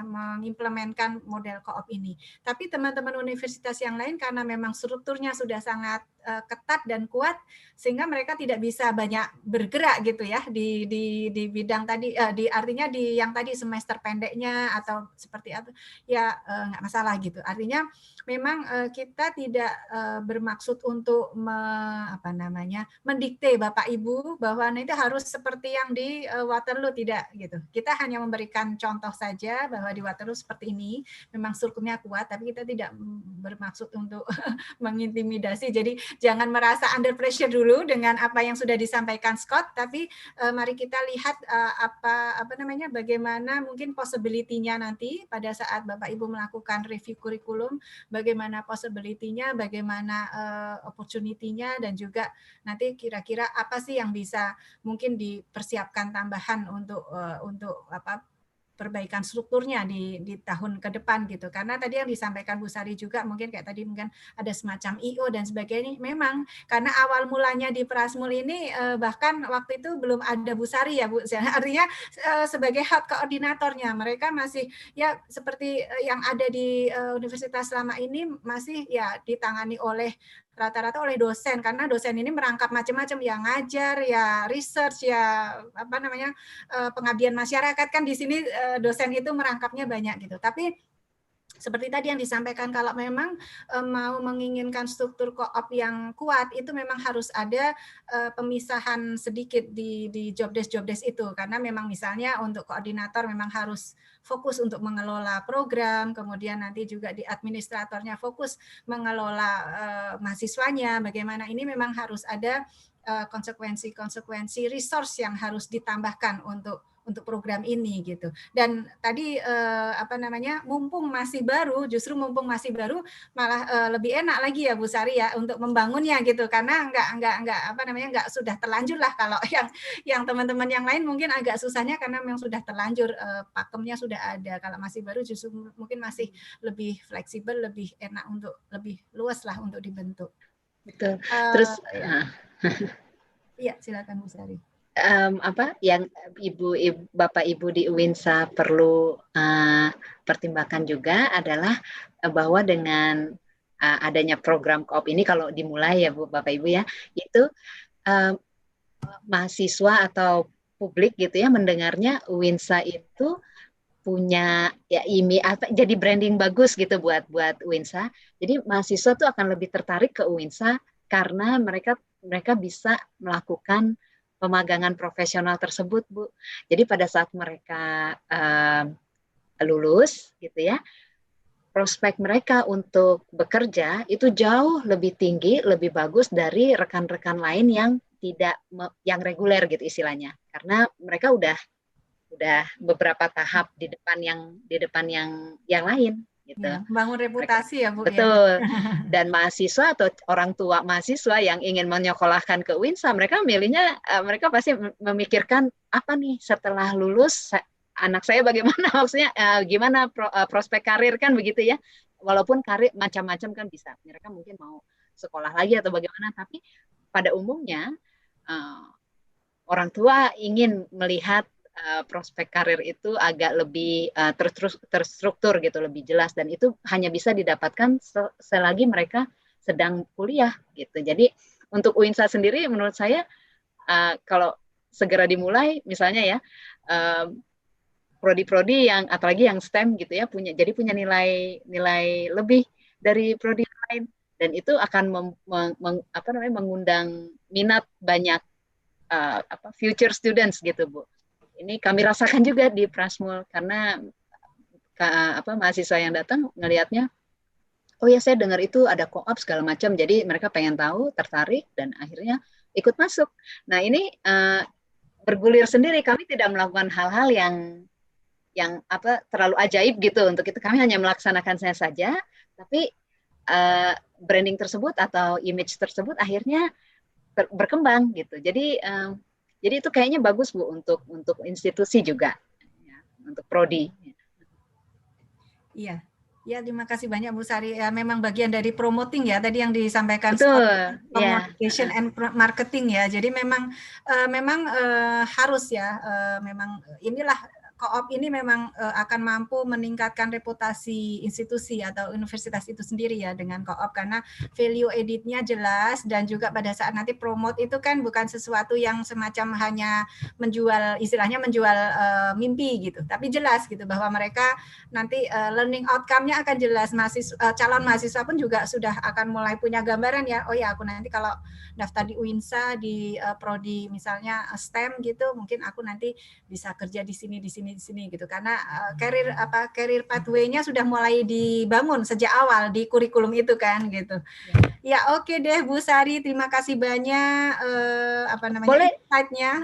Tambah sekali boleh sedikit ya, satu tadi saya di awal pertama kan saya nanya 6 prodinya UINSA, terus Pak Mujib udah memberikan jawabannya, terima kasih Pak Mujib ya. Yang saya lihat biologi, matematik, arsitek, kelautan, teknik lingkungan, dan sistem informasi. Nah, untuk mitra, Bapak Ibu, nanti kan minggu depan kita ngomongin itu ya, ngomongin mitra ya, sama membangun network. Biologi, matematika, arsitek yang desainnya, dan sistem informasi, nanti kita bisa ngomong itu, karena mitra yang di Prasmul pun juga nyari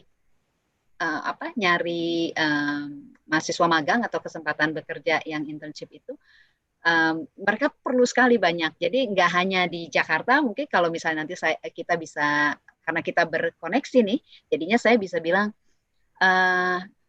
look, kita perlu mitra industri yang di Surabaya, misalnya gitu ya. Nah ini kita saling ngomong gitu. Jadi saling dengar, dan kalau misalnya mereka udah dengar co-op ada di Prasmul, dan nanti UINSA misalnya ada co-op di UINSA lagi, mereka udah tahu gitu ininya, prosedurnya. Jadi mereka udah gampang, udah tinggal memberikan daftar pemagangannya aja kepada UINSA, minta mahasiswa, udah gitu aja Bu, Pak. Jadi kalau kita lihat itu sebenarnya pertemanannya jadinya berkembangnya seperti itu. Untuk industrinya sebenarnya mereka juga senang bisa branching out. Cuma nanti untuk yang kelautan sama teknik lingkungan saya coba cariin dulu ya ininya, karena kami kebetulan belum punya teknik lingkungan dan kelautan, tapi yang nanti coba saya cari ini networknya. Ya, terima kasih banyak Bu Sari. Wah, bermanfaat sekali ini bisa berkolaborasi ya, mudah-mudahan UINSA juga kedepannya nanti bisa berkolaborasi sama Prasetiya Mulya, dan mungkin juga sebagai informasi juga bahwa Waterloo juga banyak membantu universitas-universitas yang di sekelilingnya gitu, jadi saling kolaborasi lah. Mereka yang universitas lain yang belum ada co-op itu sering nempel langsung ke Waterloo, jadi bahkan ada beberapa koordinator co-opnya yang seperti Bu Sarinya gitu, mereka istilahnya ngantor di Waterloo-nya untuk menangani co-op di universitasnya. Jadi memang kolaborasinya bagus, dan itu istilahnya tidak ada kompetisi sama sekali, justru malah sama-sama saling mengangkat reputasi masing-masing gitu. Jadi istilahnya segala sesuatu yang niatnya baik pasti juga hasilnya semua baik gitu. Baik Bapak Ibu, mungkin kira-kira ada yang masih mau ditanyakan atau bisa kita cukupkan, karena memang waktunya kita sudah lebih dari yang kita jadwalkan, dan mohon izin closing Bu Dian. Ya, silakan Ibu. Oke. Iya. Terima kasih. Bisa didengar suara saya? Karena di sini kok mantul ya. Bentar. Saya jauhkan semua perangkat HP saya yang lain. Ya. Bisa kok, Bu. Oke, bisa? Oke. Terima kasih. Yang kami hormati Bu Dian dan Bu Sari, luar biasa hari ini saya melihat secara pribadi apa yang sudah disampaikan oleh Pak Scott tadi banyak menginspirasi kami, terutama bagaimana kita mendesain kurikulum kami untuk mempersiapkan kurikulum yang beradaptasi Merdeka Belajar atau Kampus Merdeka Merdeka Belajar, ya. Saya kira day by day, ya. Jadi kita akan tahu kemana arah kita, terutama besok dengan Bu Sari dengan best practice-nya di Universitas.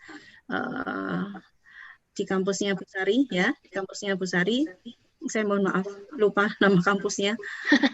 Prasmul, Bu. Oh, Prasmul. Ya, Prasetiya Karena Mulya. disingkat itu Prasetiya Mulya. Ya, Prasetiya Mulya. Jadi agak-agak roaming karena ada dua istilah saya, Prasetiya Mulya sama Prasmul gitu. Jadi sekali lagi terima kasih.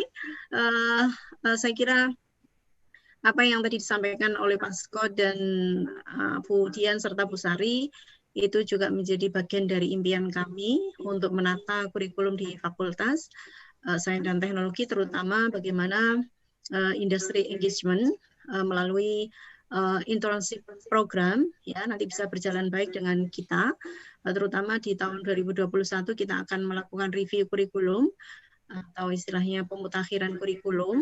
Jadi menurut saya memang ini saatnya dan tepat sekali kemarin saat kita diskusi pertama-tama bahwa Co-op atau READI bisa kami minta bantuan untuk bisa mendampingi kami. Jadi ya meskipun ini sudah berakhir, tetapi nampaknya alhamdulillah belum terlambat.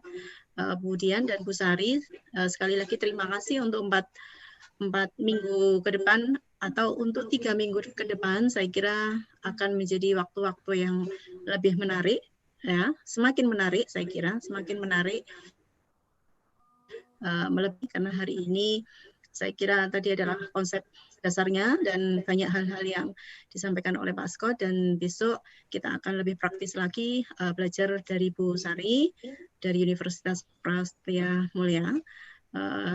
Sekali lagi terima kasih yang setinggi-tingginya dengan penghargaan yang setinggi-tingginya untuk tim READI. Pak Bil, terima kasih sekali sudah mau menjadi bagian dari UIN Surabaya. Salam dari Pak Rektor.